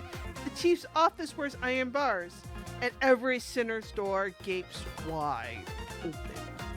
A mirror image? But not a perfect one. There are discrepancies between the two spaces. It is as though everything that should be in order has been deliberately nudged one notch out of place. It's the Dark Murphy again. A glance from the corner of her eye, and there it is again. That indistinct yet familiar dark shape. Its form has altered. Even Norma cannot determine whether it is the same shadow she encountered earlier. Thrust into another mania warp space once more, Norma finds this one marginally more structured than the last. The logic may be skewed, but it already feels far more bearable to her meticulous mind.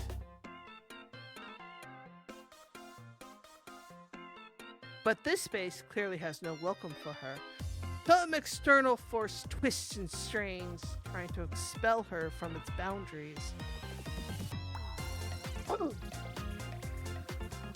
let's see.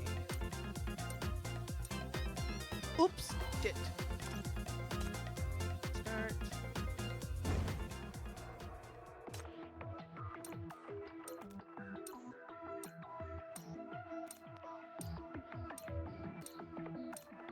There you go.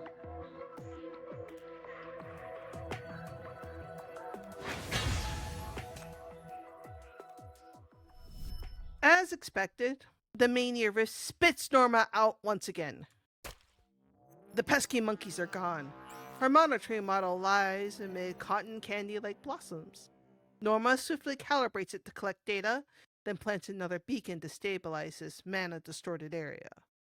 This data alone is insufficient. Combined with the readings from the recorder on the Chief's end, I should be able to reach some conclusions.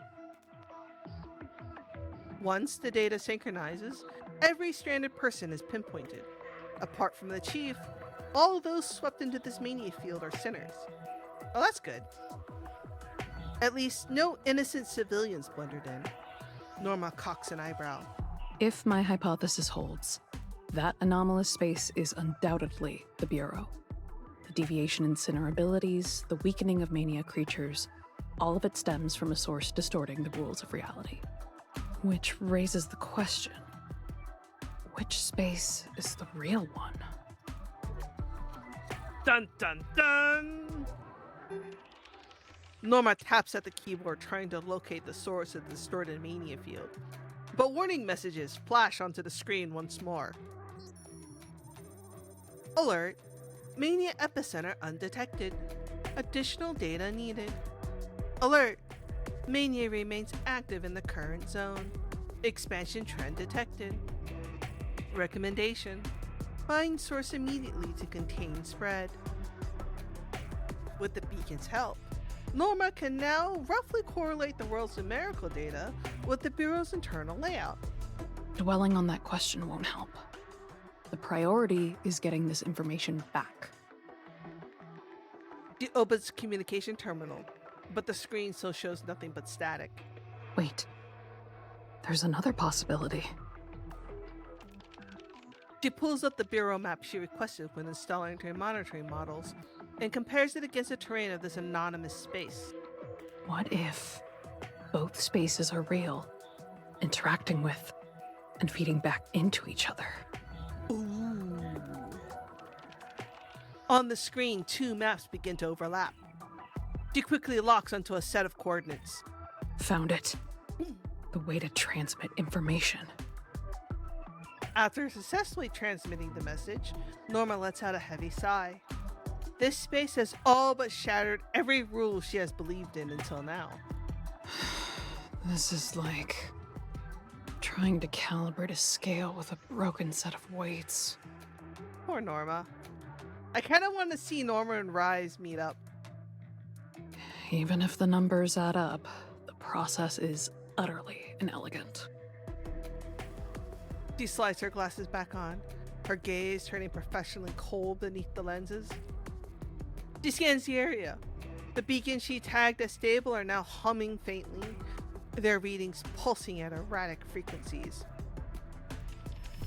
I know, right? Her fingers fly across the keyboard as she hunts for the source of the rule rewriting force. Amid the weaving threads of data, a minuscule but oppressive black dot flickers by. It's no mania creature, no lingering sinner energy, more like a pair of eyes, overseeing the entire chessboard. Irene, is that you? Of course. Information flows both ways. Transmitting that message was bound to attract attention. Since you're so eager to reveal your ugly side, I see no reason to keep indulging these absurd monkeys. Norma leaves. In her wake, a thin rift splits the sky. That dark figure, the one that once lurked behind her, gathers itself again, moving to strike at the order she just brought to this space. Rules. Interesting. I will make sure you never return. Oh shit.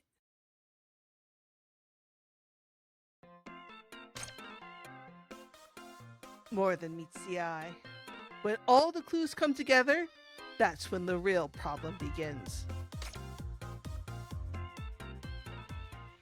The static on the other end pauses for a moment, as if at last confirming the signal has successfully gone through.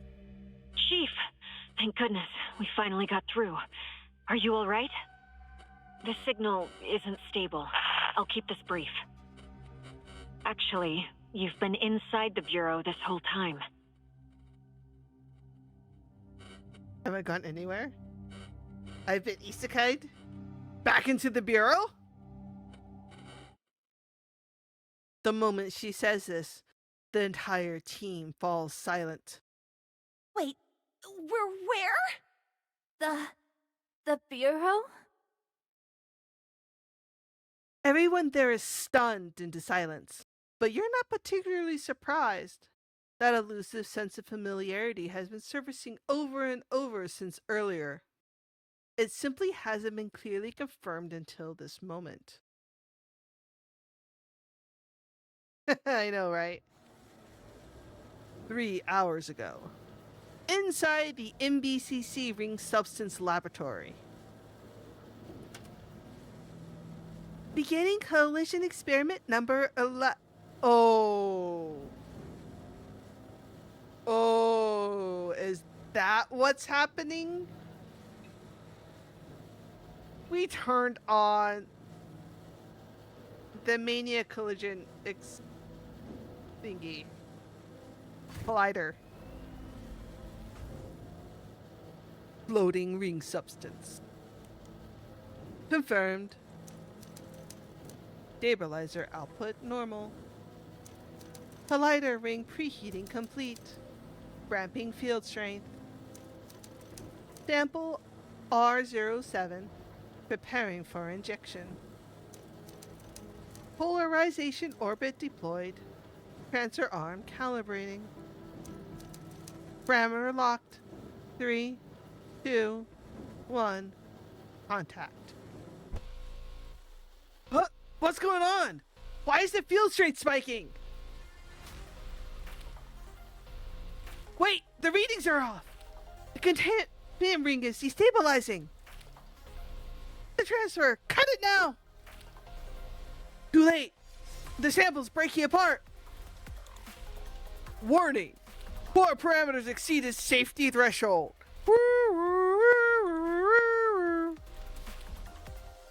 Collider ring structural integrity compromised. The experiment failed. N values are completely uncontrollable. Not unless we can find a replacement sample. Mania tore through the experiment center like a high pressure valve ripped violently open, erupting beyond all containment. But the truth was, the real loss of control had begun long before that moment. Murphy's runaway car slammed into the Bureau's outer wall. The coin slipped from your grasp and rolled free. The brutal impact jolted open a maintenance hatch that had never been properly secured. Behind that hatch, the backup circuits were yanked loose, their connection severed in an instant. The identification module responsible for routing Sanko's hiccup, triggering an error command. What in the name of all that is Rube Goldberg just happened? Like, for real. The coin rolled clean through the hatch, gliding unimpeded all the way to the transfer track of the 11th collision experiment. And at that same moment, the calibration arm, rattled by the cascading vibrations, drifted off by a few millimeters. The mania field that should already have been torn loose was delayed by just a handful of seconds. Wait, what is that? And it was precisely those few seconds that sent the coin bouncing right into the ring collider. Okay, I have a question.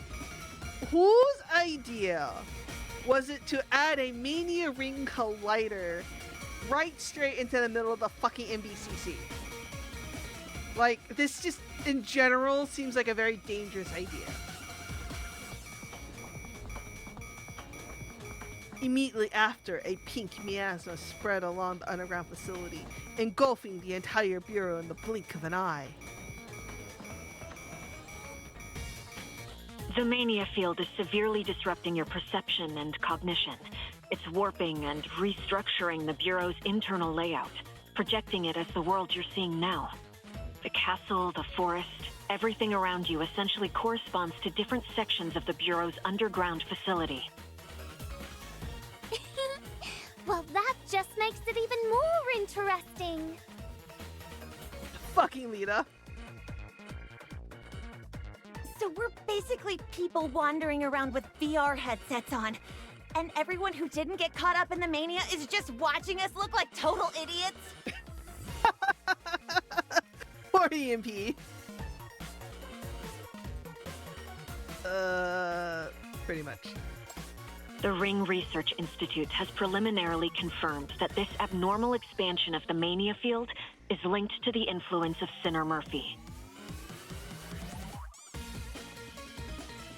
Murphy's shoulders suddenly tense up.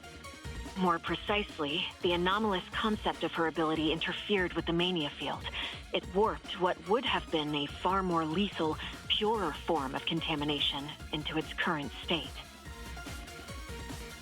So that's good. That's good, right? So, like, Murphy's bad luck kept us all from dying. That's amazing.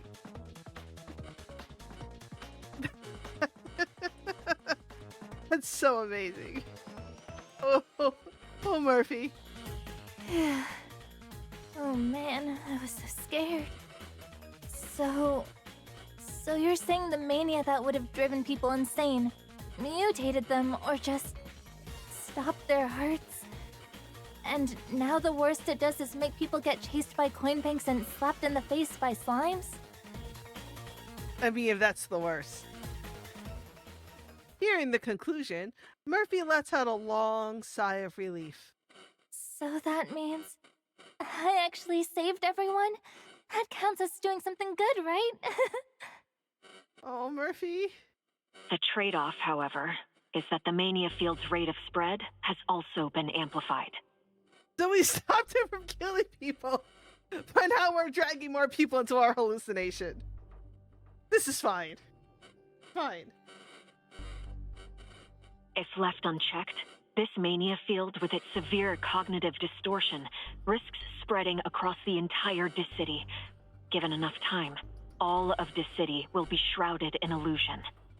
This is fine. I mean, it can't be any worse than what Yinging did. And Yugu. Like, it couldn't be any worse than what Yugu and Yinging did. During the, last year's Lunar New Year event? Huh? No way. I knew it. Oh, don't be so disheartened, Murphy. Murphy's brief flash of relief lasts barely 2 minutes before she wilts once more, like a flower starved of sunlight. All of the city? Yes, we need to act quickly to eliminate the substance that allowed Sinner Murphy to interfere with the mania field in the first place. From Nightingale's inn comes the crisp sound of tapping, punctuated by the rustle of turning pages, as though she is carefully cross-referencing the latest intelligence that has just come in. Can you send Sinner reinforcements to the Bureau underground? Oh no. Nightingale goes quiet. Unusually so. Due to the mania field's unusual properties, we can't directly intervene with it from above ground. The most we can do is slow its rate of expansion. You'll need to locate that unstable experimental substance and neutralize its effects. Once that's done, the Ring Research Institute will immediately attempt to recalibrate and restore the entire mania field through an external experiment. So basically, we've got to keep pushing forward on our own. You know, EMP is not a bad sidekick to have. Right. The mania field is too disruptive right now. For the time being, we can only rely on our own strength. Correct. Additionally, Chief, please be aware. Mania entities still exist within the Bureau. They don't currently pose a significant threat. However, we can't yet determine whether their threat level will escalate over time. I see. Also, She seems poised to add something more, but the transmission suddenly warps beyond recognition with a surge of static swallowing her voice whole. Murphy is one of the key factors, but she's also the most susceptible. Chief, you must... The transmission cuts out, and all that remains is the hollow echo static drifting through the empty corridor. So Murphy is important. As everyone takes in the underground structure before them once more, it feels irrevocably changed. The rough-hewn stone walls now seem to reveal the ghostly outlines of metal supports lurking just beneath their surface. EMP runs a hand along the stone and mutters that it's a good thing she held back earlier. Otherwise, she'd definitely be on the hook for helping with the Bureau's repairs. Yup. I am so embarrassed. I came here to turn myself in at the Bureau, and now I've made this huge mess. Murphy, how could you? At least you kept us all from dying?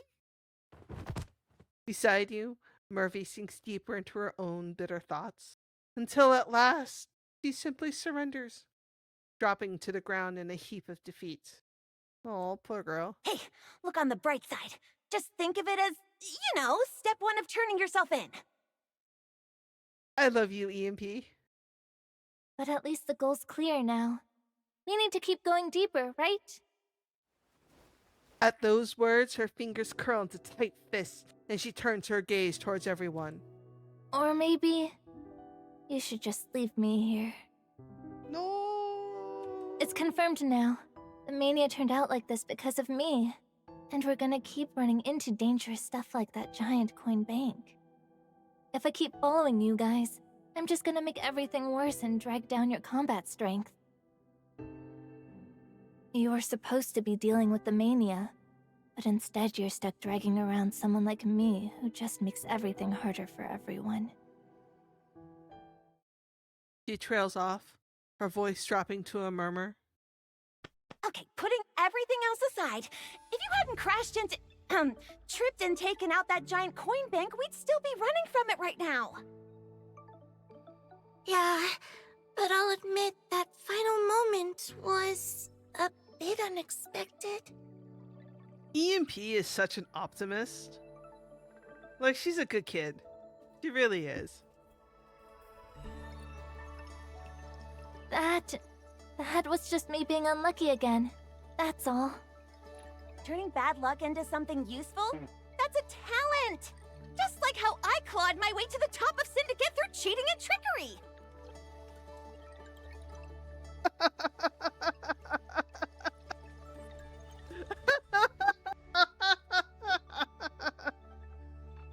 I don't know if that's a compliment you were supposed to make. You get scared, you cause trouble, but when things get dangerous, you still charge forward anyway. Isn't that what a friend does? Yeah, for real. Oh, Letta. Right. How could we just leave you behind all alone? I couldn't do that. Man, we are raising some such good kids. And I mistook you for someone else before. Here, this is a photo I took just now. It's yours.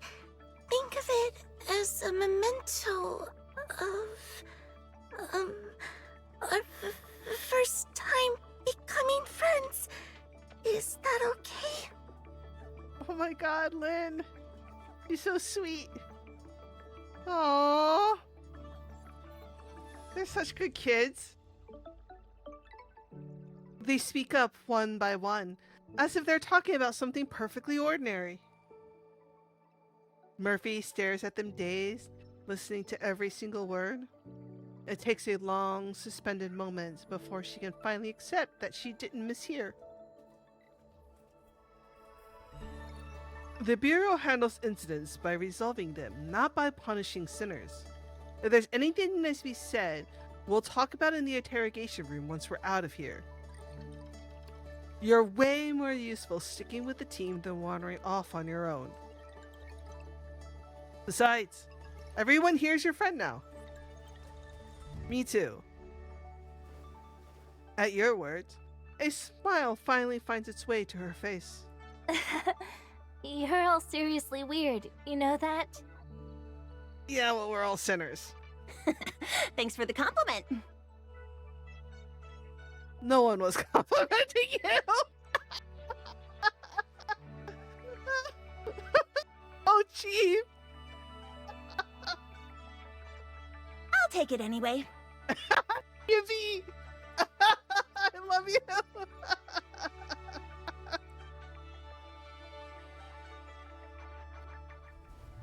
The tension eases at last. You cast your gaze deeper into the underground city, where that pink haze still roils and churns. Let's get ready to move. What the?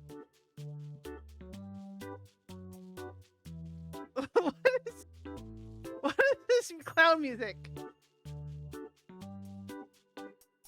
This soundtrack is, I think, the most relentlessly cheerful soundtrack out of the entire event. Not even Tuco was like this relentlessly cheerful.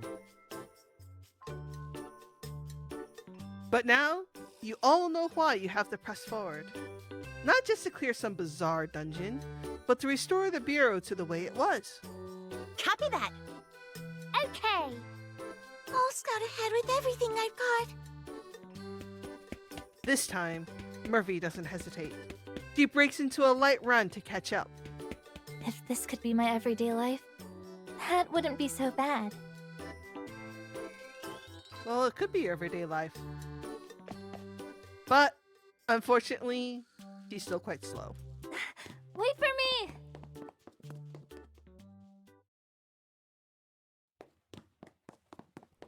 But, what she fails to notice is that as she dashes forward, a shadowy figure identical to her is running off in the opposite direction. It's you. Of all people, you again. Ooh. My name is Victoria. Who are you? Where are you? I don't like being locked up. Say, how much do I need to pay to get out of here?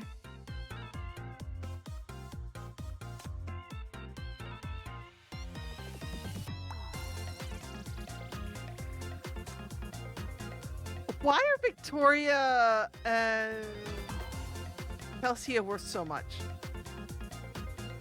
Like, that's crazy.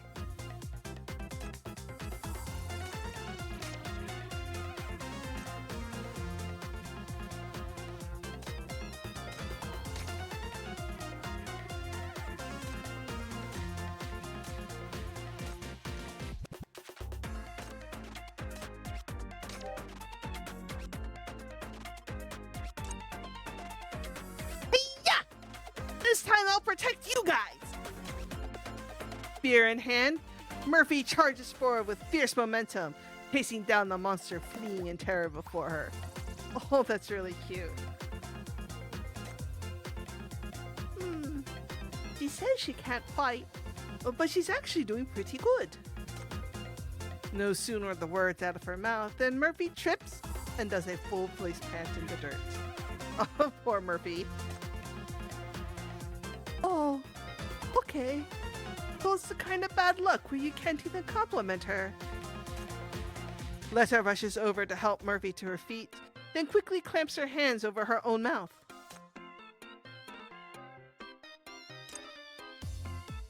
Watch out!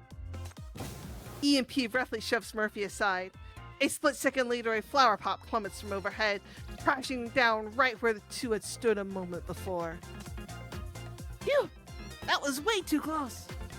Wait, so random stuff just happens around you? Like, just from walking? Is that your actual ability? I almost got you hurt! I'm so sorry! Relax!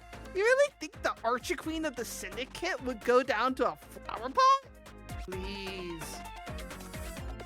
Alright, come here. From this moment on, you're officially under my protection. I hereby declare you the single safest person in the entire Bureau. In theory, anyway. This declaration is purely ceremonial and carries absolutely zero legal liability.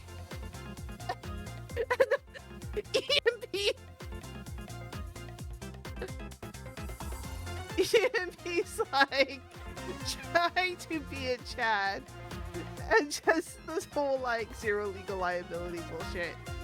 I love it. I love her. What did you say? Nothing. Forget it. Just stick close and you'll be fine.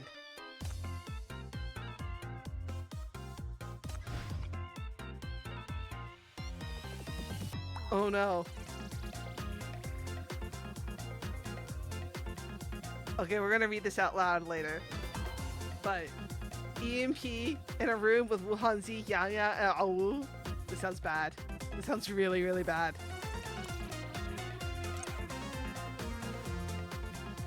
Murphy, we found some clean water. Here, have some. Oh no. What is that? What is this thing? You decide to take a brief rest in this town. The ever-observant Lynn has already managed to find some food and is now heading out to handing out water to everyone. Oh, thanks. I was just getting thirsty actually. Wait. Is this water moving? Right as she's talking, the clear water in her cup turns goop. A slime mage pops out of it and gives Murphy a good bonk on the head with its wand. Watch out! Get away from her, you horrible little thing! It's okay, really. I'm used to it by now. Can't even drink water without something going sideways. Oh my god, this poor girl. Like, how had she not, like, gotten herself killed at this point? Lynn drives the slime mage away with her power, then produces a handkerchief and gently dabs the slime from Murphy's face and clothing. This really isn't sort of thing you should get used to, you know. Here, hold still. Let me get that. Oi. The solution is to tie them together? What? Bad luck has shadowed Murphy from the moment she entered this world. It's just her everyday reality. In the beginning, it wasn't the catastrophic kind of disaster.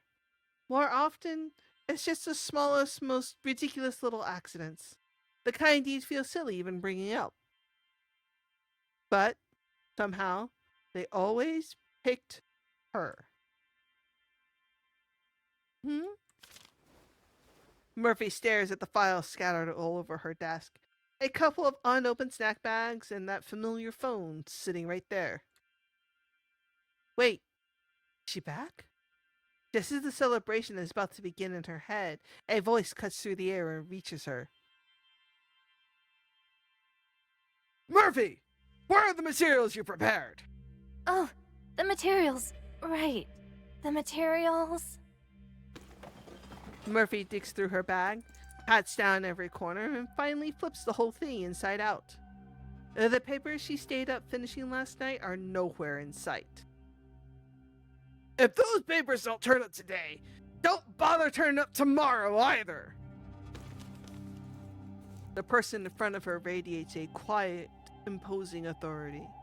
Murphy breaks out in a cold sweat and shoves her hand back into the bag for another desperate search. Maybe, just maybe, fortune is finally on her side. Her fingers brush against something that feels exactly like a sheet of paper. Got it! Take that, universe! The curse on me is officially broken! Today is the day my luck turns around! Oh no. Murphy eagerly unfolds the paper, only to find it's nothing but a comic strip. Inside, there's a cape-wearing ranger, a warrior dragging a lamppost behind her, and a rabbit, forever on the run, a calm and collected analyst, and a worker in gray over... What? Hold on. Is this the team? As a comic strip? Oh my. And the little slip of paper fluttering down.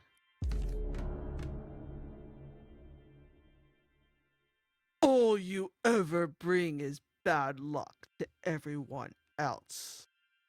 Wait, what? Dun dun dun! Oh, this is Alice in the Wonderland. Murphy opens her eyes and finds herself surrounded by familiar sights. After confirming it was all just a dream, she heaves a huge sigh of relief. Thank God. Just a dream. For a second there, I thought I'd screwed up again. But just a few seconds later, she sees something that makes even less sense. Pink dust is swirling everywhere, and everyone caught it and is acting like they've been hexed. Morning, everyone. So I've been thinking, really thinking, and I've come to a very important conclusion. I am, without a doubt, a very important person. Oh no.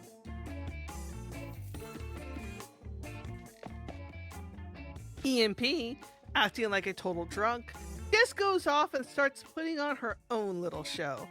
I'm either the main character or one of those scene-stealing powerhouses who shows up and just owns the first 3 minutes.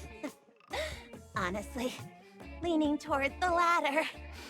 It's more my style. EMP. No, no, no! Letta is the best one! Letta can do anything now!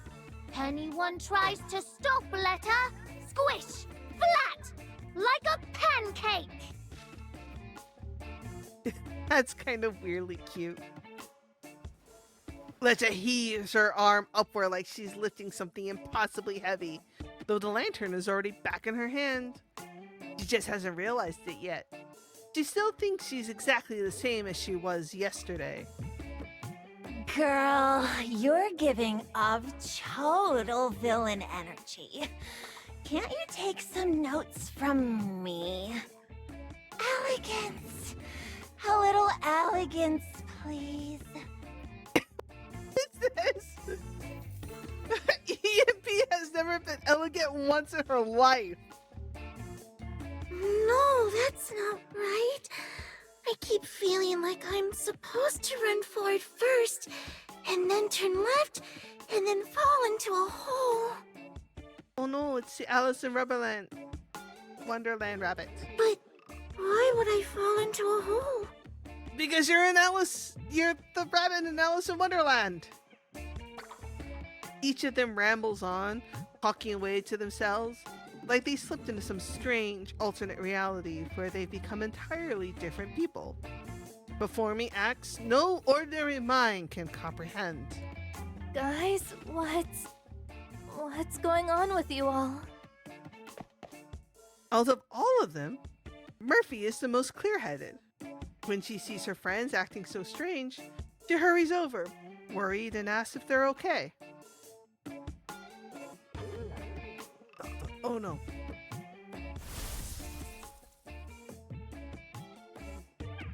You let out a sigh. The shackles flicker with a faint glow.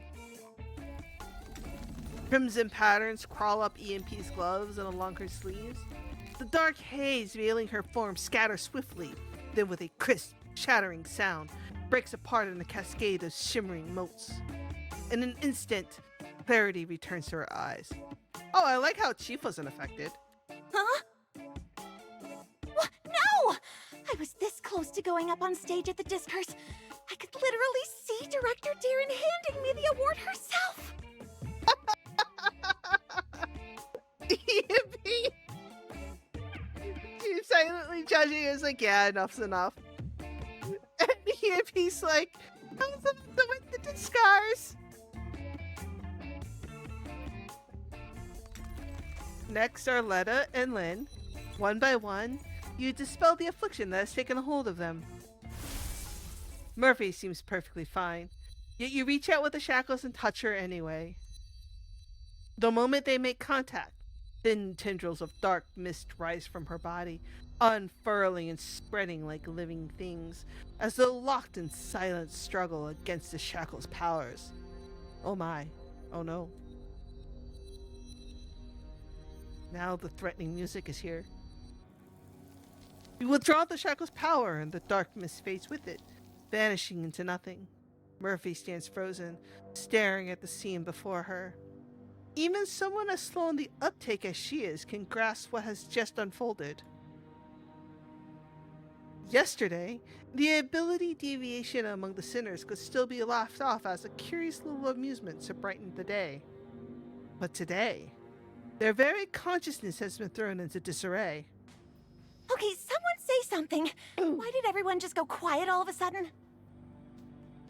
EMP wants to say something to cut through the silence, but nobody here is clueless.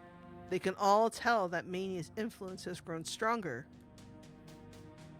And if it worsens just a little more, will they all be lost to this realm forever? This is me, isn't it? This whole mess. It's gotta be my ability. Oh, poor Murphy. But if it really is my ability, shouldn't I be the first one going crazy? So why is it hitting everyone else instead? Even if it's Murphy's ability doing this, it's dangerous, yes, but it's not too late. There has to be a way to fix it. Oh, Lynn. She's so cute. If everyone starts avoiding her because of this, she'd be so hurt. She's so sweet. Just like I was. Ayya! Emotional damage! So I was thinking. After the silence has stretched on long enough, Lynn and Murphy both open their mouths at almost the exact same moment, only to stop themselves just as abruptly. You go first. Aw, this is so cute. Lynn seems on the verge of speaking, but the words catch in her throat, and she swallows them back down. Murphy parts her lips, yet in the end she only lowers her head further. Just then, the crisp sound of footsteps ring out from the far end of the cavern. A calm, measured, female voice follows. Yay, Norma! Seems like you could use a hand. You follow the voice to its source and find Norma just returned from completing her investigation. This one's fairly simple to solve, actually. Think of it like noise reduction. You can shield the receiver, block the transmission, or control the noise right at the source. At the source? Norma produces a folding blackboard as if from thin air, snaps it open with practiced efficiency, and hangs it up on the wall? What is this, hammer space? A fucking blackboard. She then wraps it sharply with her weapon, like a teacher with a pointer, commanding everyone's attention. We've confirmed that Murphy's anomalous concept has interfered with the mania field, warping it into what we're seeing now. This is so cute. The scope of her ability is considerable. It affects those around her, the surrounding environment, and even Murphy herself. It's not that crazy, is it?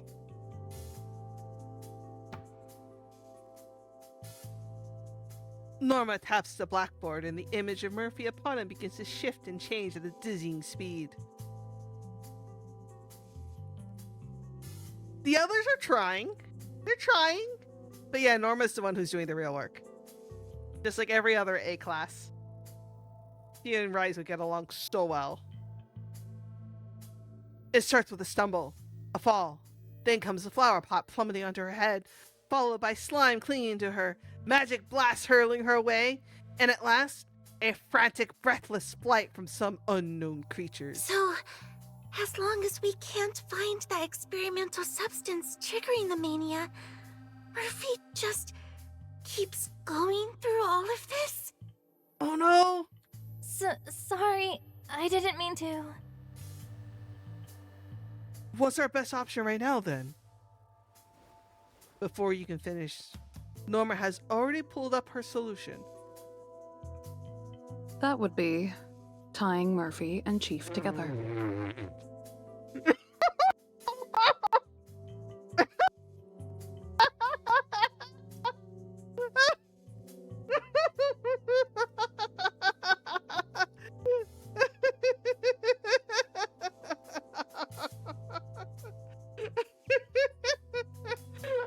I'm sorry. This artwork is really cute. Huh? I mean, to her, Correct?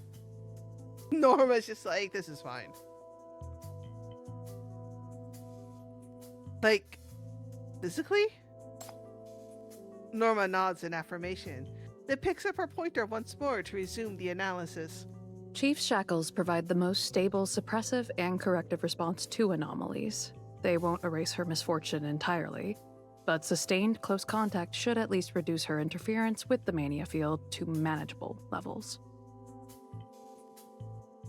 Murphy goes rigid, her entire body locking up with a tension so fierce she cannot move. It seems this is the first time she has ever been in such close proximity to another person. You really don't have to go this far for me. And, Chief, if my misfortune is never going away. No. Leaving you unaccounted for risks even more unpredictable and dangerous outcomes.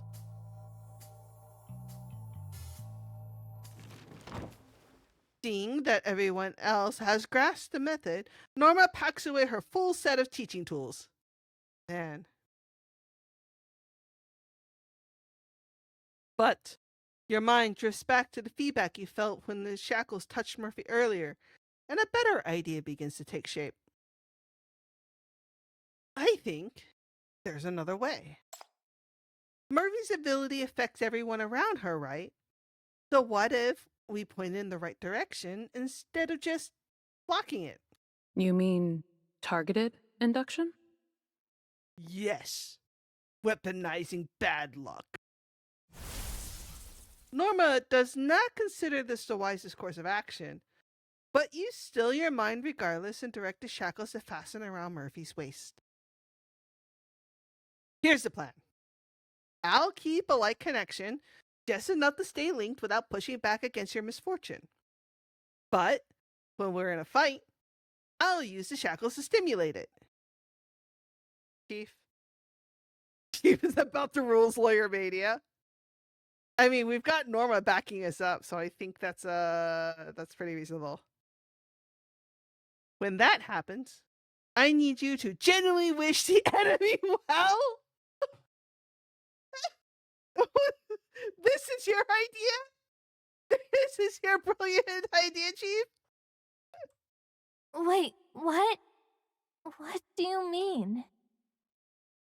We want your bad luck to work against the mania.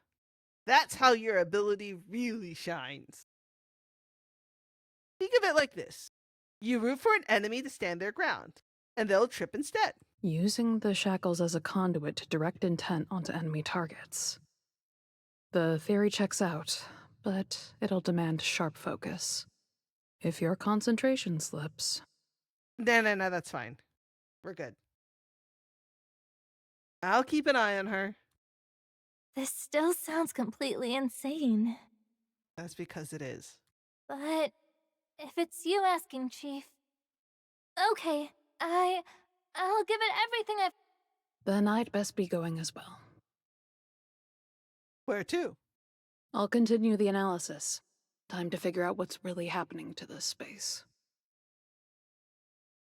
The detective is on the case. Good news. I finally reached Chief. He's assigned this patrol location codenamed Jelly Hills and gather intel on this strange realm.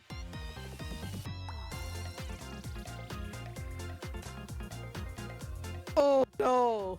She's with Sean. Oh. You don't talk much, do you? Oh, Sean, have you finally met your match? Sometimes, yeah. I mean, I'm just not super comfortable with face-to-face stuff. I understand. People often mistake me for being cold. But my recent assignment in the West District has been an effective crash course in interpersonal communication. Speaking of which, do you know someone who happens to go by Helpless Romantic? We were just chatting just earlier. I'm curious how she's holding up. Oh no! Poor Sean! Sean suddenly freezes, her expression tightening as her hand slips into her pockets and frantically taps at something. Nope. Don't know her. I mean, I only know her online. She's pretty nice. Just a little too into chatting. For real, Sean is absolutely about to... Well, it's not even just incongruable flirt. She's only an incongruable flirt online. In person, she's got no people skills. I like how she can like just tap on her phone without looking though. Like it's in her pocket and she just instinctively knows where the buttons are. I just received a message from her. She says she's alright. Told me to proceed with my mission and not to concern myself with her. Man, okay, that's kind of slick, Sean.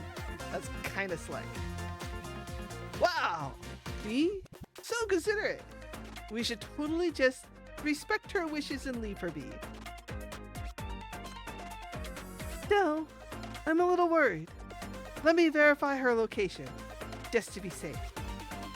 Oh no, Sean! Wait! That's not really necessary. Already sent. Sean goes rigid. Her terminal, tucked in her pocket, lets out an untimely buzz. Found out! He's fucked around and found out! Your terminal's ringing. What? No, no, no. You must be hearing things. Hey, look over there! Evil gingerbread men! Armed! A whole army of them! We should definitely be cautious and absolutely not let them spot us. Where? I don't see anything. No time to look! We had to hide! Right now! Dawn seizes Matilda's hand and they scramble away together. In her frantic haste, she fails to notice the terminal sliding from her pocket, coming to a rest silently in the grass. Oh no! Oh, this is gonna come back and bite them in the ass. I know it. Its screen still glows with an unread reply. Oh no, Matilda's gonna be really, really, like, worried.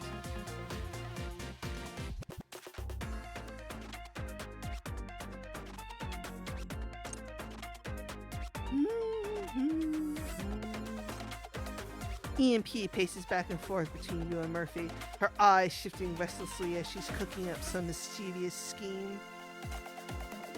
You've been staring at them forever. What's going on? Okay, so tie the Chief and Murphy together. I know it sounds completely unhinged, but I feel like it's worth a shot. Okay, I do like the modernization of the localization that they're doing here. Think about it. We tie them together, and poof, the mania just vanishes, and we all snap back to our world. So sorry. No, don't apologize. I just think it'd be pretty funny. Oh hey, they're here. A short distance away, Go Along and Peggy walk over, though their demeanor is unmistakably strange. Go On halts with a delicate step, gracefully unfurling her parasol. She tilts it to shield her face, her voice almost unnervingly soft and sweet. Oh, why, good day to you all. Truly, what an exquisite honor to find myself once more in such distinguished company. With those words, she inclines forward in a curtsy of textbook elegance. The air falls still. Peggy pushes up a pair of non-existent glasses her expression turning unusually solemn. Regarding the current situation, I am inclined to approach it through the framework of post-collapse subject identity reconstruction. Dude, what happened? What's going on? Like, what's going on? To put it plainly, this phenomenon may be understood as the individual's provisional redefinition of identity within a context of radical chaos. A kind of existential drift of signification, if you will. I don't know who this is! Like, what the fuck? The silence stretches on. EMP? What's with your face? You feeling okay? Hey, you good? Isn't this the part where you're supposed to laugh? It's too funny. Go on doing the whole refined lady act. Peggy out here philosophizing. My comedy receptors are completely fried, overloaded. I physically cannot laugh right now. EMP is just like, she has gone to the other end of humor. But I am absolutely recording this. The second they step out of it, it's going on loop. Oh no. EMP, you're gonna die.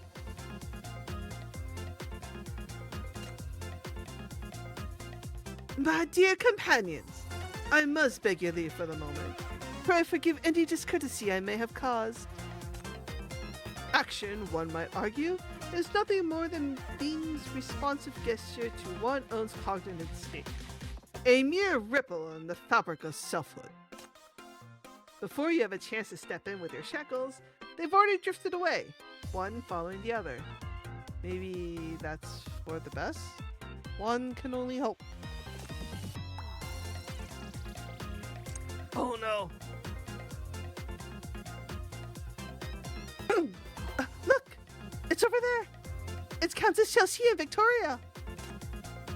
Countess Chelsea approaches with Victoria and briefly lays out the situation. Based on the instrument readings, Victoria's sterile suit has 3 hours left at most. You relay Norma's conclusion to them. This strange world is essentially a mirror of the Bureau. That means, somewhere in its lower depths, the original medical sterile ward likely still remains. Understood. That said, this is a first. The Bureau twists into something like this. Mania's never managed to breach these walls before. I'm so sorry. This is all my fault. My luck is just the worst. I make trouble for everyone no matter where I go. Murphy apologizes over and over, her hands flailing, then pressed together as she bows, as if the whole sequence has long since become second nature. Luck? Please. The Bureau's crawling with hard luck cases. Don't go hoarding all the blame for yourself. If you absolutely must point fingers, point them at this absurd excuse for a world. I love Chelsea. Like, that's so good. Chelsea is just like, come on. It's not all your fault. I mean, it sort of is her fault. Yeah, I love it. Murphy freezes for a moment, and before she can utter a word, Victoria steps softly over and wraps her in a... Victoria's hugging someone. Let me hug you. Murphy stiffens, her face rapidly reddening. You have the faint sense that this is what Victoria is gradually coming to understand as love. Victoria settles back into the crystal leopard sea tree, waves at you, and the two turn to leave. Delcia! What have you done to Victoria?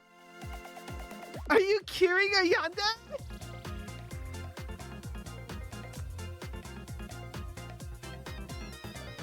Like, it's so good. It's so good. I'm gonna send Letta with them. Oh, are you getting worried, Chief? Relax. With me here, plus this little one who can put people to permanent sleep, we're more than equipped for most situations.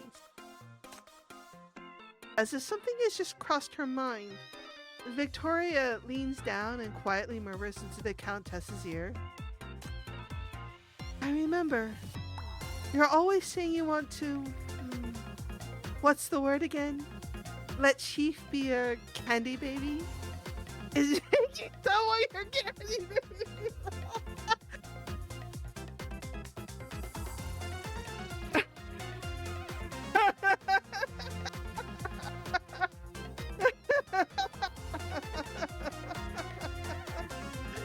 I'm sorry. It's making someone your candy baby love. Oh no. It's sugar baby, Victoria. As Sophia freezes for a beat, then breaks into a laugh. A sugar baby arrangement, dear. You're still too young for that sort of thing. Oh, Chelsea.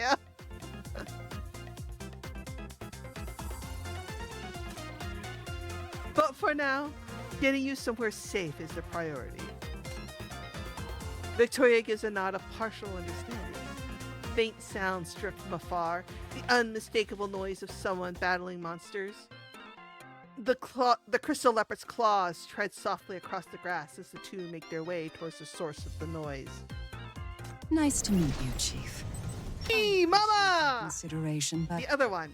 No need to address me as Mrs. At last, we meet again.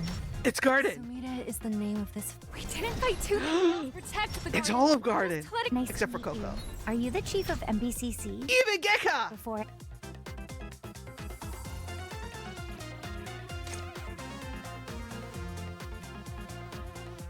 Except for Coco. Yeah, Grandma's just like, let me sleep. Reversing bad luck. If bad luck isn't endable, might as well share it with your enemies.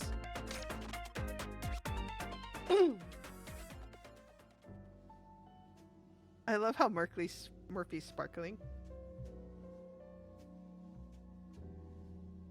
Murphy is happy. All her life, people have turned away the moment she drew near, as if misfortune had a face, and it was hers. Not one, not once, has ever said to her, I need your bad luck.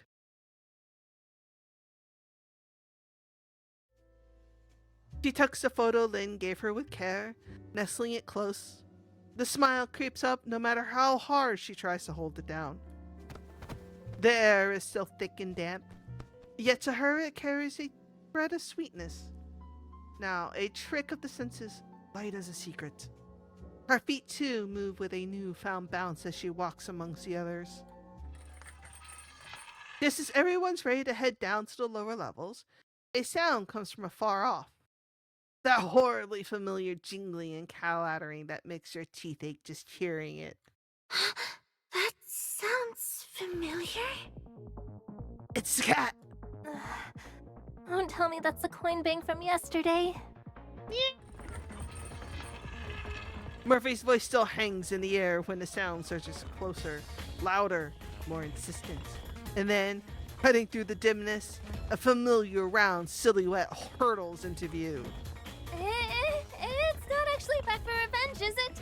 I swear I didn't mean to knock it over yesterday.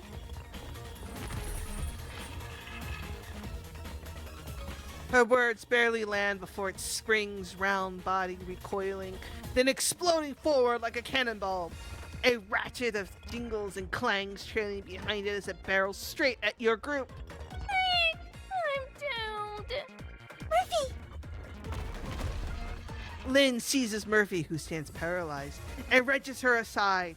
In the very next heartbeat, the coin bank hurtles past, missing the group by a hair's breadth, and scrapes along the stone walls in a blinding shower of harsh, grating sparks. Yeah, that was close. Thanks, Lynn. It's nothing. That's what friends do. Linda has learned from last time. She steps forward in one fluid motion, swings her lantern wide, and brings it down hard against the creature's side. The lantern is clearly no match for a lamppost in sheer heft. Yet Legend has already grown accustomed to this unbridled style of combat. Didn't think it'd actually come back for round 2. Oh, Letta. I was expecting one of those stories EMP's always going on about. You know, the underdog rises up, you'll regret underestimating me thing. With the coin bank as the tragic hero. The voice direction is so good. It's so good. Pretty sure you've read just as many of those as I have, Lantern Girl. A shriek of pain tears from the coin bank, but it doesn't stop. Head down, it pushes through the blow and drives towards you again, all momentum and fury. Nice work, everyone. Murphy, you're up. Right. I'll hit it with my best misfortune. Keep at it, guys. Her words have barely faded when the coin bank ricochets off the wall, using the momentum to lunge back at an even more vicious angle. Its body alive with chaotic clamor of rattling coins. Whoa, Murphy, wrong target! Sorry. Force of habit. Let me fix it. Everyone is totally gonna lose this fight.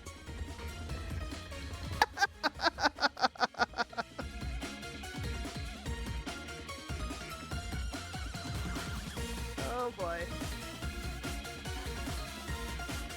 I don't think Letta takes much seriously. They will behave. Though I seldom take the front lines. A true soldier. So you're in charge this time? Let's make this quick. The lighthouse cannot be left unattended. Manty, go!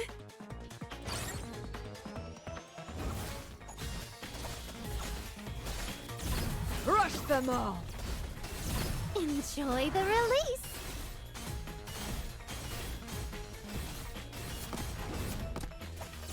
Crush them all! Easy mode. Enjoy the release. Pulse radiation. Engage. Extra easy mode. Your group falls back, fighting as you go, and only realizes where they are when the dim tunnels give way to a glittering, ornate cavern. In here, the coin bank uses everything. Pillars, steps, whatever's around, to bounce off and change direction, springing at new targets way more nimbly than anything that big should be able to. Since when does a coin bank know how to move like that? Really? They censored that?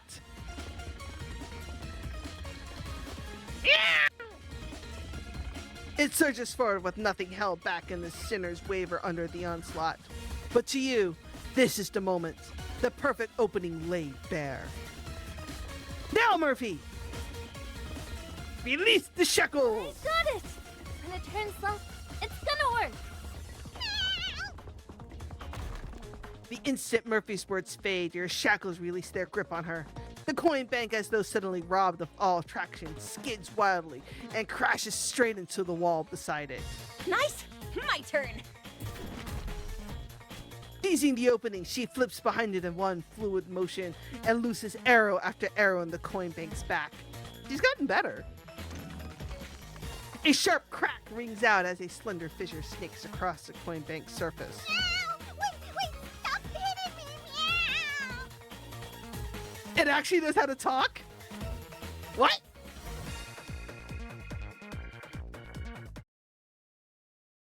The whole hall suddenly goes dead quiet. You can talk? Why didn't you say anything yesterday? You didn't give me a chance to talk yesterday either, meow! You just attacked me the second you saw me! And then you tricked me into crashing into the wall! Do you know how long it took to pry myself out, meow?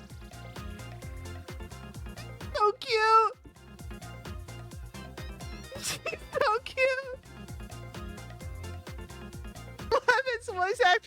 so good.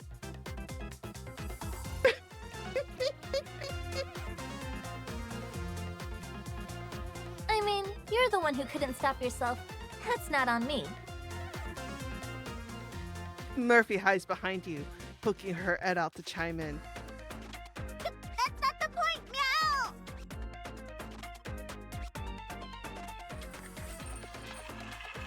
It lies where it has fallen, its four stubby legs paddling uselessly at the air. There is almost something pitiable in the sight. Who are you? And why do you keep coming after us? I am the most proper, most law-abiding, most legally minded wealth watcher in the whole world, meow!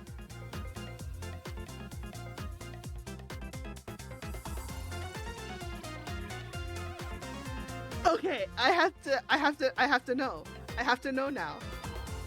Did like Natalie Eleven's voice actress just like walk into the studio to record the lines for Eleven's new outfit?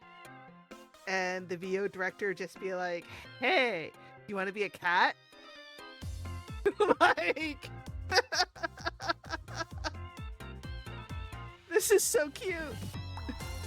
Wow. 3 lies in 1 sentence. I gotta hand it to you. That's a whole new level of shameless. Get to the point. I wasn't trying to cause trouble for you before, meow. I've been looking for my lost shiny. Shiny? Now that I'm getting a closer look at you, you seem kind of familiar. Nah, must be imagining things, meow. The huge cat-shaped coin bank gives itself a shake, its gaze shifting away from Murphy. That shiny is my heaven-sent investment fund, meow. I even remodeled my eyes to match it. See? Just like it, meow. My it's an investment fund.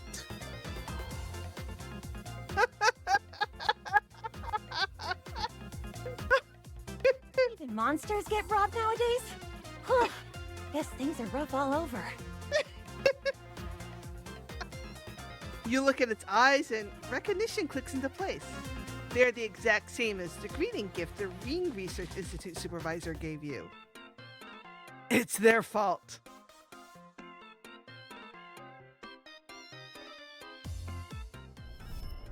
You'll have to forgive my students. Hopeless bookworms, a lot of them. Not an ounce of field experience between them. Terribly sorry for the awkward showing. Now then, this is the Reading Research Institute's most prized achievement in recent months.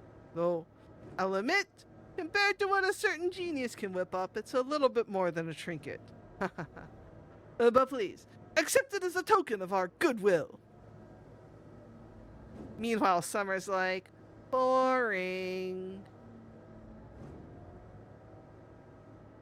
Due to the Mania Field's unusual properties, we can't directly intervene with it from above ground. The most we can do is slow its rate of expansion. So really, this is all the Ring Institute's fault. You'll need to locate that unstable experimental substance and neutralize its effects.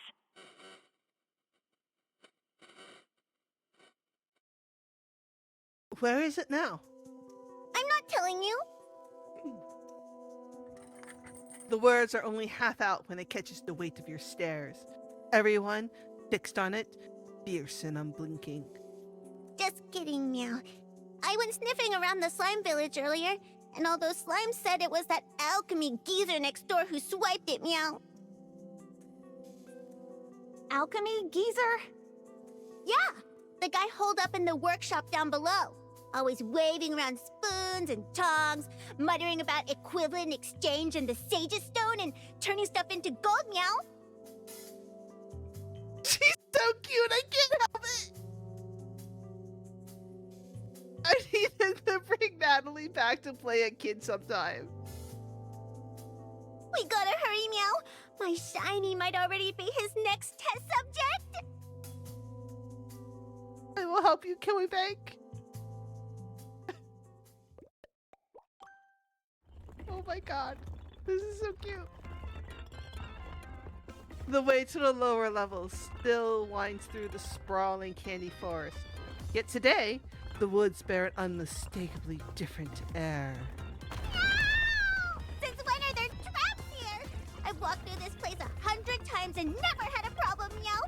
What's the deal today? That was too cute! That was too cute! Oh my god! The coin bank's pitiful wails ring out one after another, while your group, by unspoken agreement, collectively averts its gaze. Wait! Something's off. Nothing's off, Meow. I used to stroll through here like it was my own backyard. Those were just little accidents.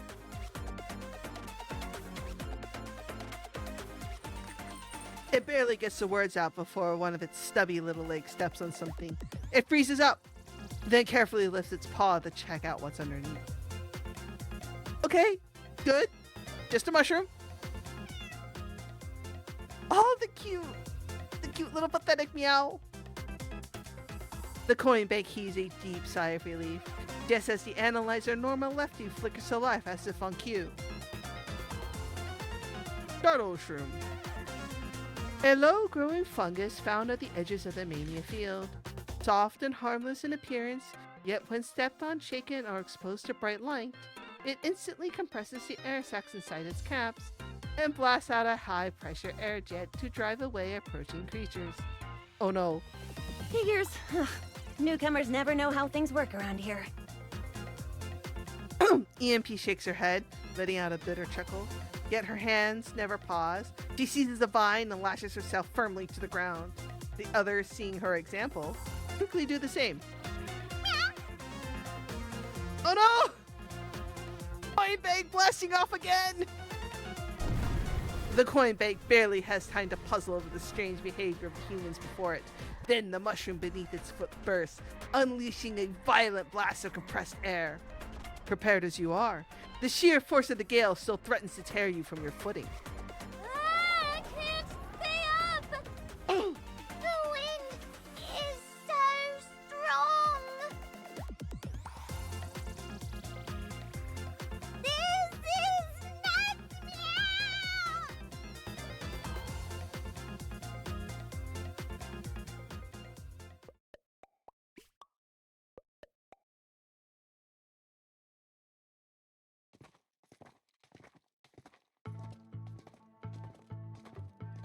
It's not until evening falls that you finally stumble out of the forest, drained beyond measure. Next time, someone else could be the guide, Meow. I'm retired. Oh my gosh, she's so cute. Beyond the bridge stretches a landscape that resembles the outskirts of some workshop, punctuated at intervals by a low rumbling roar, like the furnace fire exhaling in the distance. Okay, so if it wasn't for the fact that she said that the alchemy wizard was a guy, I'd be like, oh, is it Mess? Gazing upon this utterly transformed area, your thoughts drift uneasily to the Rio Bureau and what state it must be in now. So, this is where he does his remodeling. Pretty interesting. Yep, Meow. And he's the worst. The more you try to talk sense into him, the more he thinks you'd make great test material, Meow. What is this? A budget villain origin story? This is for, oh yeah. We're probably at the furnace. Further on, a massive door looms at the end of the corridor, though it seems seep an unbroken crimson glow and the faint pulse of heat radiates from the floor beneath your feet. It's kinda hot in here. Yeah, it's definitely the furnace, I think. You have barely raised your hand when an exasperated, maniacal laugh suddenly erupts from the other side of the door.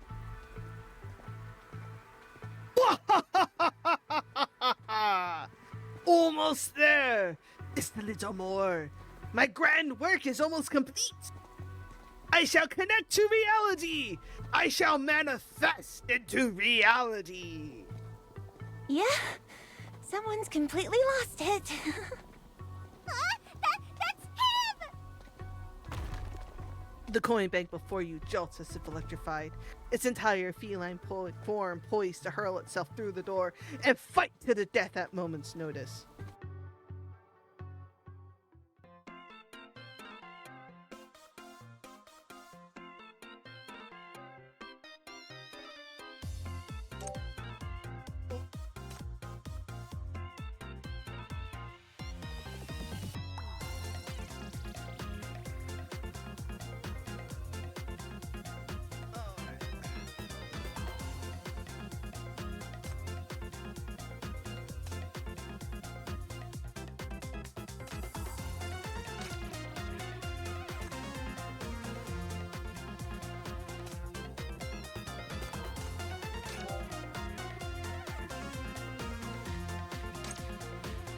With the gold coin, the bureau can restore to normal. But first, it needs to be found. The scene behind the door is even more dramatic than you pictured. It's an alchemy workshop so vast it borders on the absurd. At its center stands a pot half a story tall, furnace fires roaring beneath it while pipes and channels spread outward like arteries. Oh yeah, this is definitely the furnace room. A gigantic alchemy cauldron stands there, brandishing metal tongs and a long ladle handle, muttering under its breath. The end of equivalent exchange is the leap beyond equivalence! Just one more step. One more. It opens its mouth and the rows of teeth inside shake in unison with the ladle perched on its head. Ooh, new witnesses? Until it spots the coin bank on the other side. No! Wait! You're here to steal my life's work! That Chinese mine, meow! The metal tongs in the old cauldron's grip lifts, clasped firmly between their tips, the cold coin gleaming with an unnatural luster. Put that down. Put it down? This is the key to unlocking the deepest truths, the essential ingredient to make the impossible possible. And you expect me to just hand it over? You frown, unsure what this oversized pot is trying to say. But one thing is certain. It's dead set on fighting you for that gold coin. Murphy, get ready. Make that gold coin drop from the tongs. The shackles flare to life just as Murphy activates her ability. You're gonna hold that gold coin steady for sure.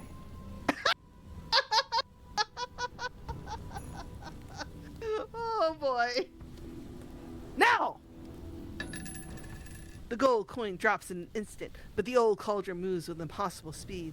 With an eerie cackle, it flings the coin high into the air, then flicks its ladle upward, sending the coin soaring straight towards the pot's mouth.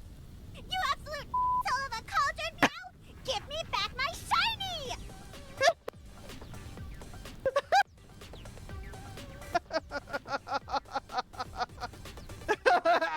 Hi, Logos!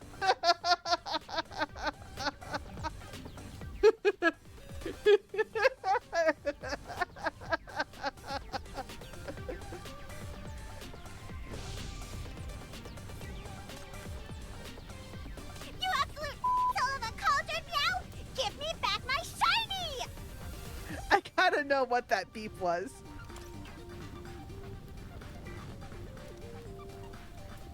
Hold on a second.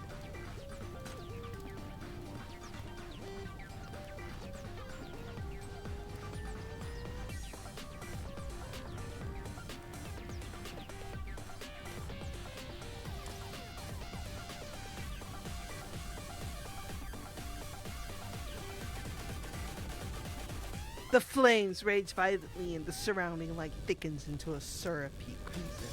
I'll take you down myself, meow! with a furious roar, rolls forward in a flash of golden light, faster than ever before. Then, the very next second, the workshop floor, already slick with molten gold and alchemical residue, betrays it. Rolling with too much momentum, the coin bank loses all grip, spinning out of control and skidding sideways like a bowling ball.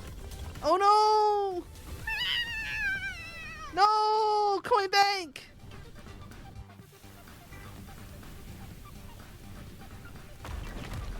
With a thunderous crash, the coin bank slams headfirst into the workshop's side wall. The gold coin has already reached the pot's edge, but the sudden impact throws it off course. Lynn, your turn! Lynn nods and sprints forward. The moment her fingers touch the gold coin, you activate the shackles, pulling her straight back to your side. Oh, smart! Smart, smart, smart! Using the fact that Lynn's deviation makes her really fast in this. And then now we're just yanking the shackles. The forbidden force. There's no time to celebrate. You activate the shackles again immediately, purging the residue misfortune from the coin.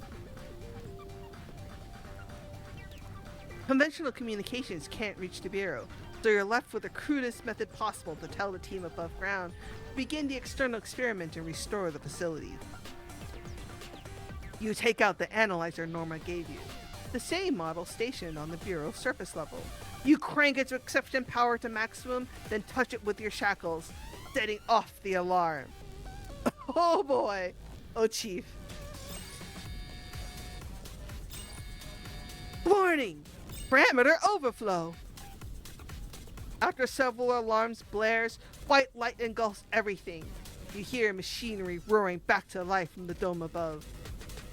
The alchemy cauldron before you immediately senses something is wrong. Damn it! Damn it! I was so close!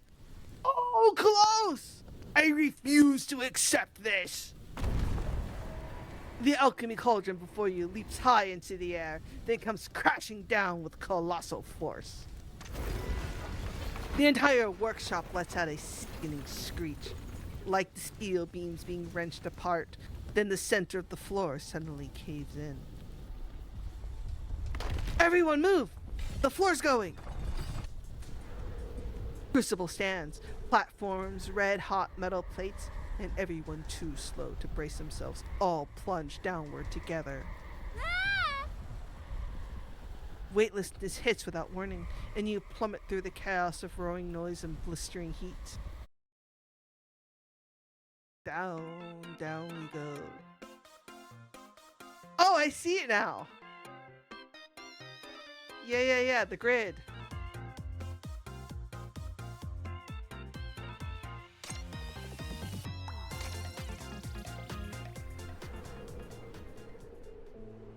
Falling.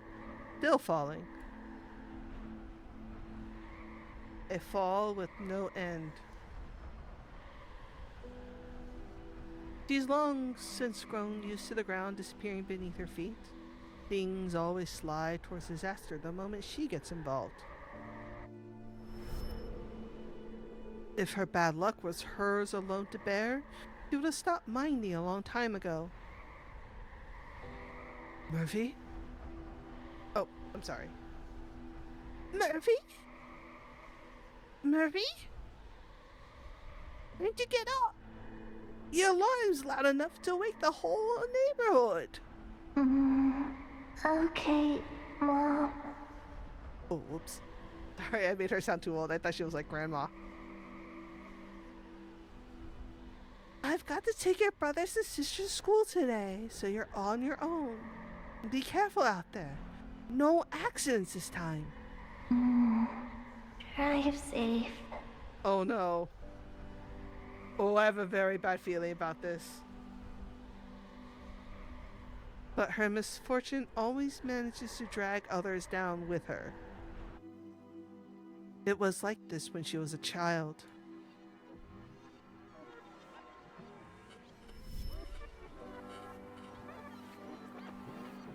Hello? Is this Murphy's mother? Murphy was hit by a flower pot during the school trip. It's Just a scratch, but we'd rather you come pick her up. Oh? Stuck in traffic? Alright, we'll take her to the community clinic nearby then. I'm sorry, teacher. I caused you trouble for you and Mom.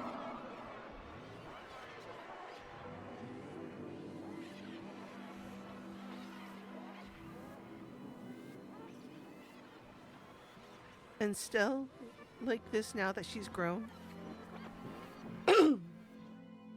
She spent ages preparing for the analyst interview, arrived right on time, only to find someone else's name on the list instead of hers. Sorry, the analyst applications are closed. Murphy wanted to protest that registration wasn't even over yet, and that name on the list wasn't even hers. But then the interview door opened, and she saw the interviewer fawning over someone who never even showed up for the written exam. The person in charge quickly pulled the door shut, fished a random form out of the folder, and shoved it at Murphy. Look, reception still has an opening. Maybe try your luck there? Sorry for the trouble. Oh, poor Murphy.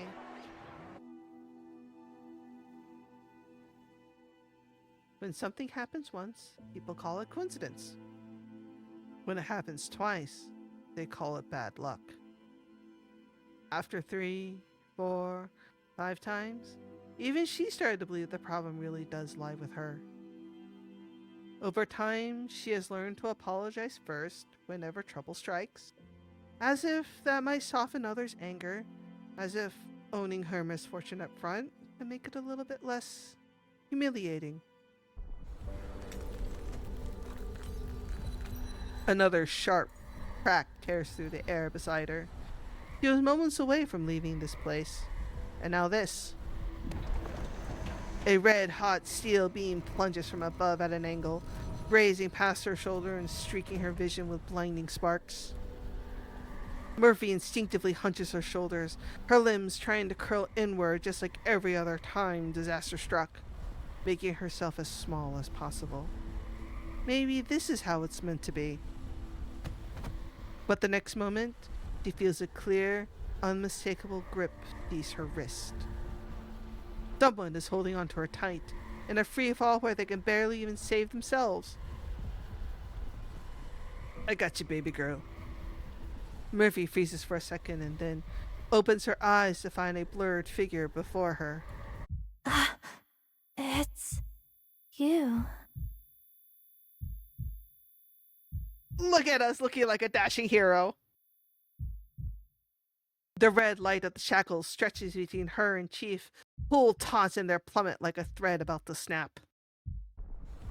The howling wind, searing heat, and thunderous roar threaten to swallow her whole. Yet in this instant, one thing becomes absolutely clear. Even now, Chief refuses to let go. No, this can't keep happening. What should have been simple unraveled into disaster. Relaxed faces shifted into weariness and frustration. Just supposed to be blamed again, pushed away again. But not this time. This time, someone holds on no matter what, without a trace of reproach. Murphy sets her jaw, her fingers shaking. She wants to meet this trust and the care behind it with something of her own.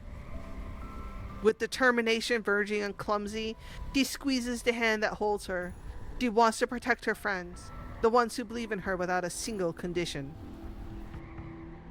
Even if just this once.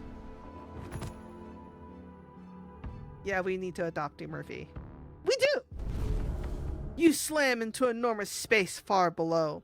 The sinners do what they can to cushion the blow with their abilities, but the truth remains that you've just fallen from the height of a 10-story building. Oh no. Do we end up in the Forbidden Ward? You force yourself upright. Blood coats the back of your throat and the raw scrape on your shoulder throbs with sharp, relentless heat. Everyone, check yourself for injuries. But what reaches you even faster than the pain is the faint pressure of a hand squeezing back from the other end of your wrist. Chief. you okay? I'm fine.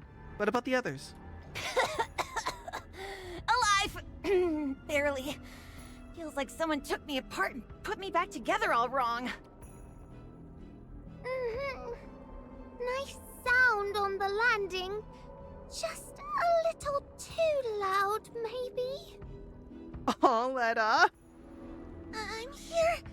The Queen's safe too. Yay! Everyone lies scattered across the platform, but thankfully they all managed to respond. Not far off, Len kneels at the edge of a fractured ledge, both hands gripping the recovered gold coin in a white-knuckled hold. That's my girl. You glance back overhead. The opening you fell through has already warped into a hazy smear of red light above, as if something is slowly sealing it shut from the outside. At the deepest point, ringed by fractured platforms and pools of contaminated sludge, the runes of the alchemy cauldron slowly begin to glow once more. A pulse follows, agonizingly slow, yet so distinct it crawls across the skin. And the corruption tracing the device's surface flares and dims, swells and shrinks, like breathing. The cauldron's body rotates towards you, and the mechanical's arms fuse to rise with it. Come! Let it all melt away!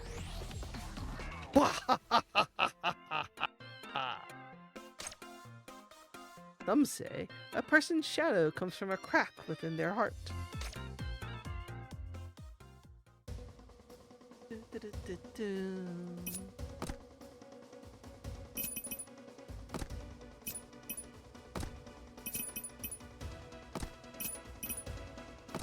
Sure, let's do that. Let Augustus kill all the things.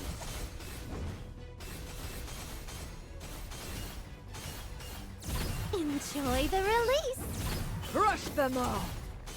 Oh my god, those little fire things look like a Calcifer from Howl's Moving Castle. Enjoy the release. Crush them all! So cute. The bad guys on this in this event look really cute. Crush them all! Enjoy the release. Crush them all! The best general.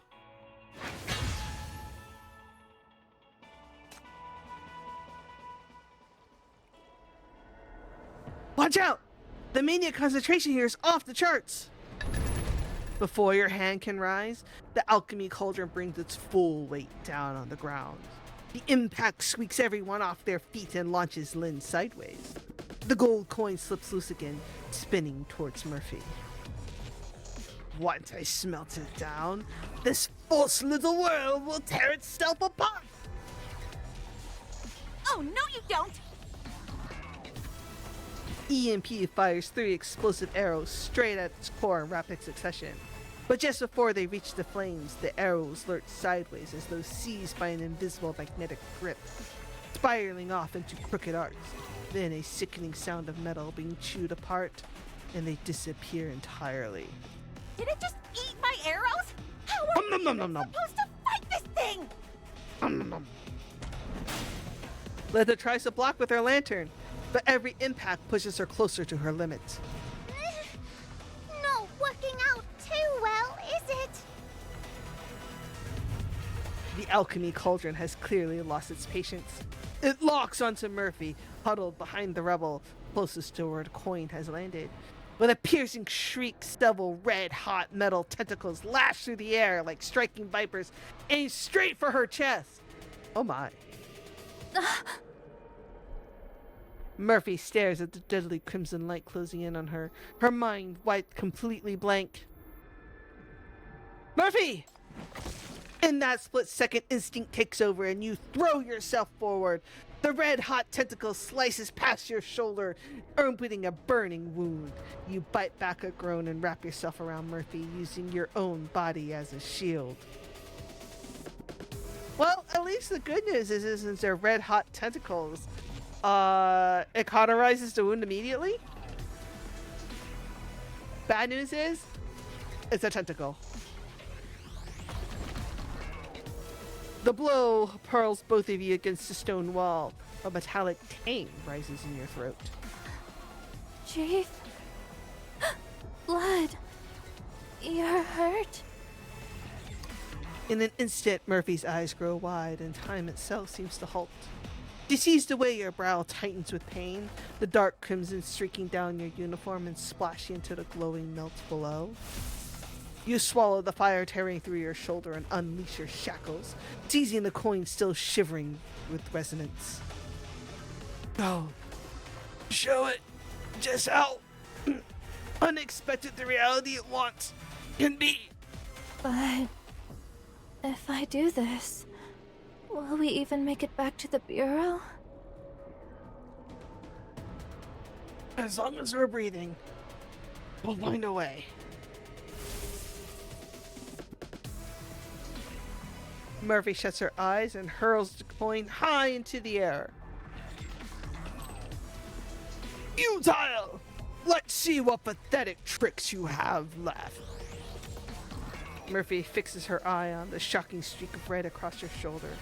Something in that cruel, vivid color cracks her final resolve and timidity wide open. The tears hovering in her eyes are gone in an instant, overtaken by a violent gleam of purple mist. Oh shit. Oh shit. Like, Murphy, what are you doing? What are you doing, Murphy? You want it so badly? Then take it! Oh no. The coin veers off at an impossible angle, bending every law of physics as it shoots cleanly into the alchemy cauldron. By all rights, the cauldron should be roaring with laughter, but one loose screw is all it takes. Its entire structure buckles and springs apart right there. It breaks down fast. Even the metal arms it once took such pride in peeling off with it. No! This can't be real! My calculations were foolproof! A final rage-filled scream rings out as the enormous alchemy cauldron slams into the ground. One by one, the lights flicker to life. The lava cave illusion rapidly peels away, revealing the cold metal framework of the Bureau's underground research facility. Oh hey, we got some new CG! This is new!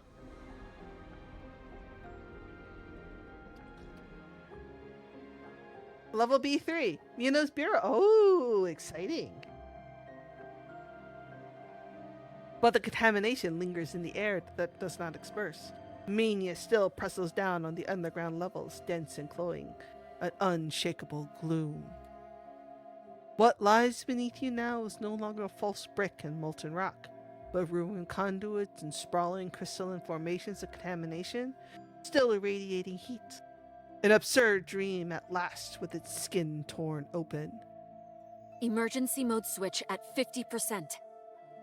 You look so worried. What does 50% even mean? Why can't you actually get in here? Chief is hurt!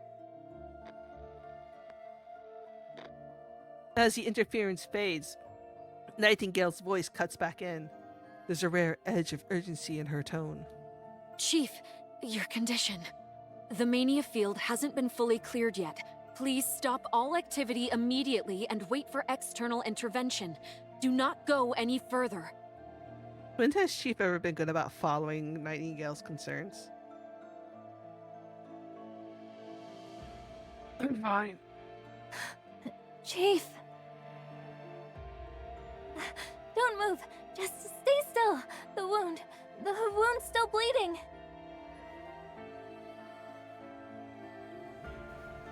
Murphy's hand scrabbled to cover the bleeding burn on your shoulder, frantic. But the instant her fingertips graze the wound, she snatches him back like she's touched fire. Why would it be bleeding? I mean, if it was red hot and it touched us, it should have cauterized the wound immediately, right? This is all too familiar. In that instance, the space around her, fresh restored to the Bureau's true form, leads into another memory. A stretch of blinding, sterile white. Oh no. It's okay. Just keep pressure on it. I'm not blaming you. It's just, I can't go back to how things were. Not thinking about anything. See? As long as you stay by their side, things only get worse. Oh no. It's dark, Murphy. No. No, this isn't how it's supposed to go. Murphy! You start to speak, but she doesn't seem to register your voice. Her, her gaze takes fix on the blood seeping from your shoulder. Hey, don't you spiral on me now. Chief's still breathing. Her hand retreats slowly. The trembling begins in her fingertips and spreads, reaching her shoulders before she can stop it. You know better than anyone. People get close to you, they get hurt. Or worse. It's always been like this. It's still like this. Oh no. How many more times are you going to watch it happen before you finally get it? No, don't listen to her, Murphy! As long as I'm here, it's just gonna keep getting worse. Even the shackles won't be enough. Mania's getting stronger. It's only going to get more dangerous. I know everyone's been looking out for me, but... Murphy hesitates. In the end, she can't bring herself to finish the sentence. Looking out for you? No. They're paying the price for what should have been yours to carry. No, don't listen to the voice. The chief bleeds today. What about next time? Are you really going to wait until someone pays the full price in your place before you let go?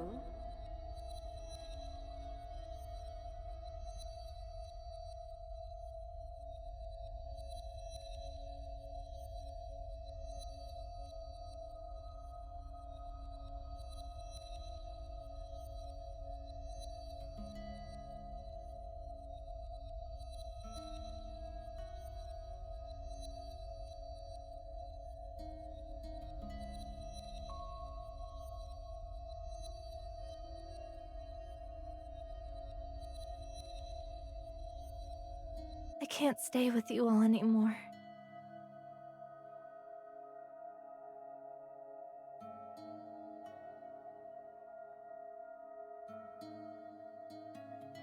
Taking all the bad things on yourself. Isn't that what you've always done best? Just let go. I'll take all this misfortune off your hands. I'll deal with the mess. You'll never have to watch someone else bleed because of you again. No, don't listen to the voice, Murphy. You and your misfortune can't help anyone. What?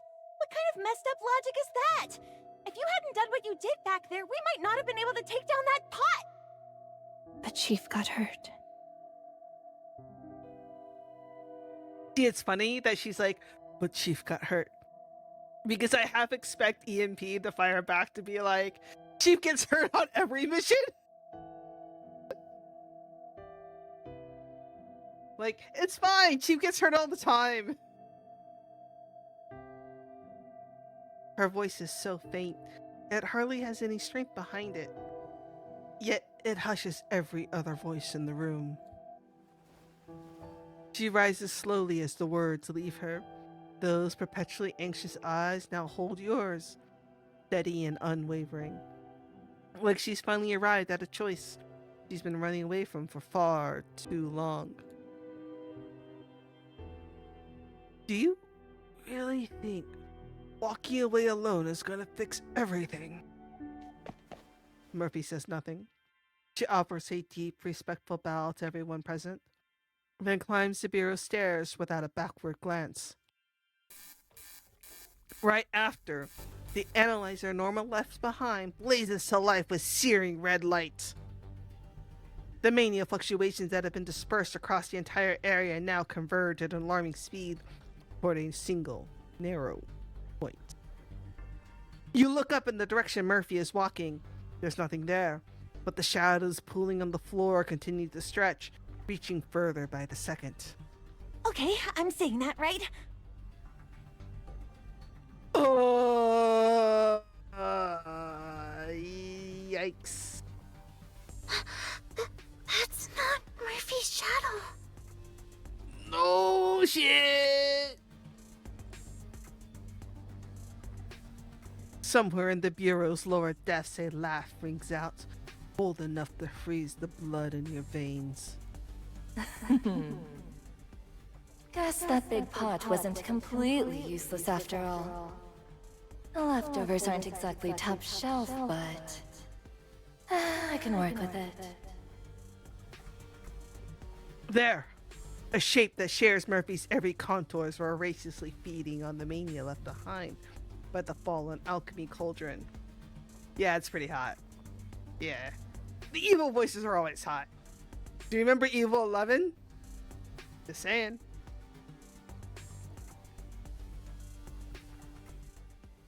Bureau members evacuate in controlled order under Nightingale's command, setting up a temporary command post just nearby.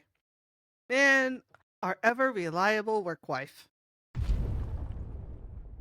Right now, she's locked onto the faint signal marking the chief's coordinates. Just as the rescue passage into the bureau is about to be forced open, the mania field inside erupts in a violent second wave. The buffer zone collapses, consumed in a heartbeat by the contamination's frenzied growth as it billows outward unchecked. What is the Ringed Institute doing? They're sitting around like useless idiots. No time to call off the rescue team. Nightingale immediately reconnects with the chief. I repeat, we're picking up a new core reaction. It's forming fast. I understand that Murphy is experiencing an emotional breakdown, but this is the Ring Research Institute. Clearly, they should have something up their sleeves to, like, I don't know, do something about this, considering literally this is partially their fault. Intensity. Intensity has already surpassed the previous peak. Oh! Shit! Oh shit, oh shit, oh shit! From the deep shadows, the thing wearing Murphy's shape slowly opens its eyes. I love how even the cat is like completely feral. As it raises its head, a monstrous grin stretches across its face. There it is. All that effort wasn't for nothing after all. You've finally come around, Murphy. Oh fuck. So it's 7 o'clock now. So we'll continue this next week. I think this is basically like part 2 since we've changed the situation. I apologize for the late start. And for all the audio issues that we've had today. But I'll try to get it all sorted out before next week. So yeah. It's a good place to stop. Thank you guys for joining. I really appreciate it. Especially Black Torch, you joined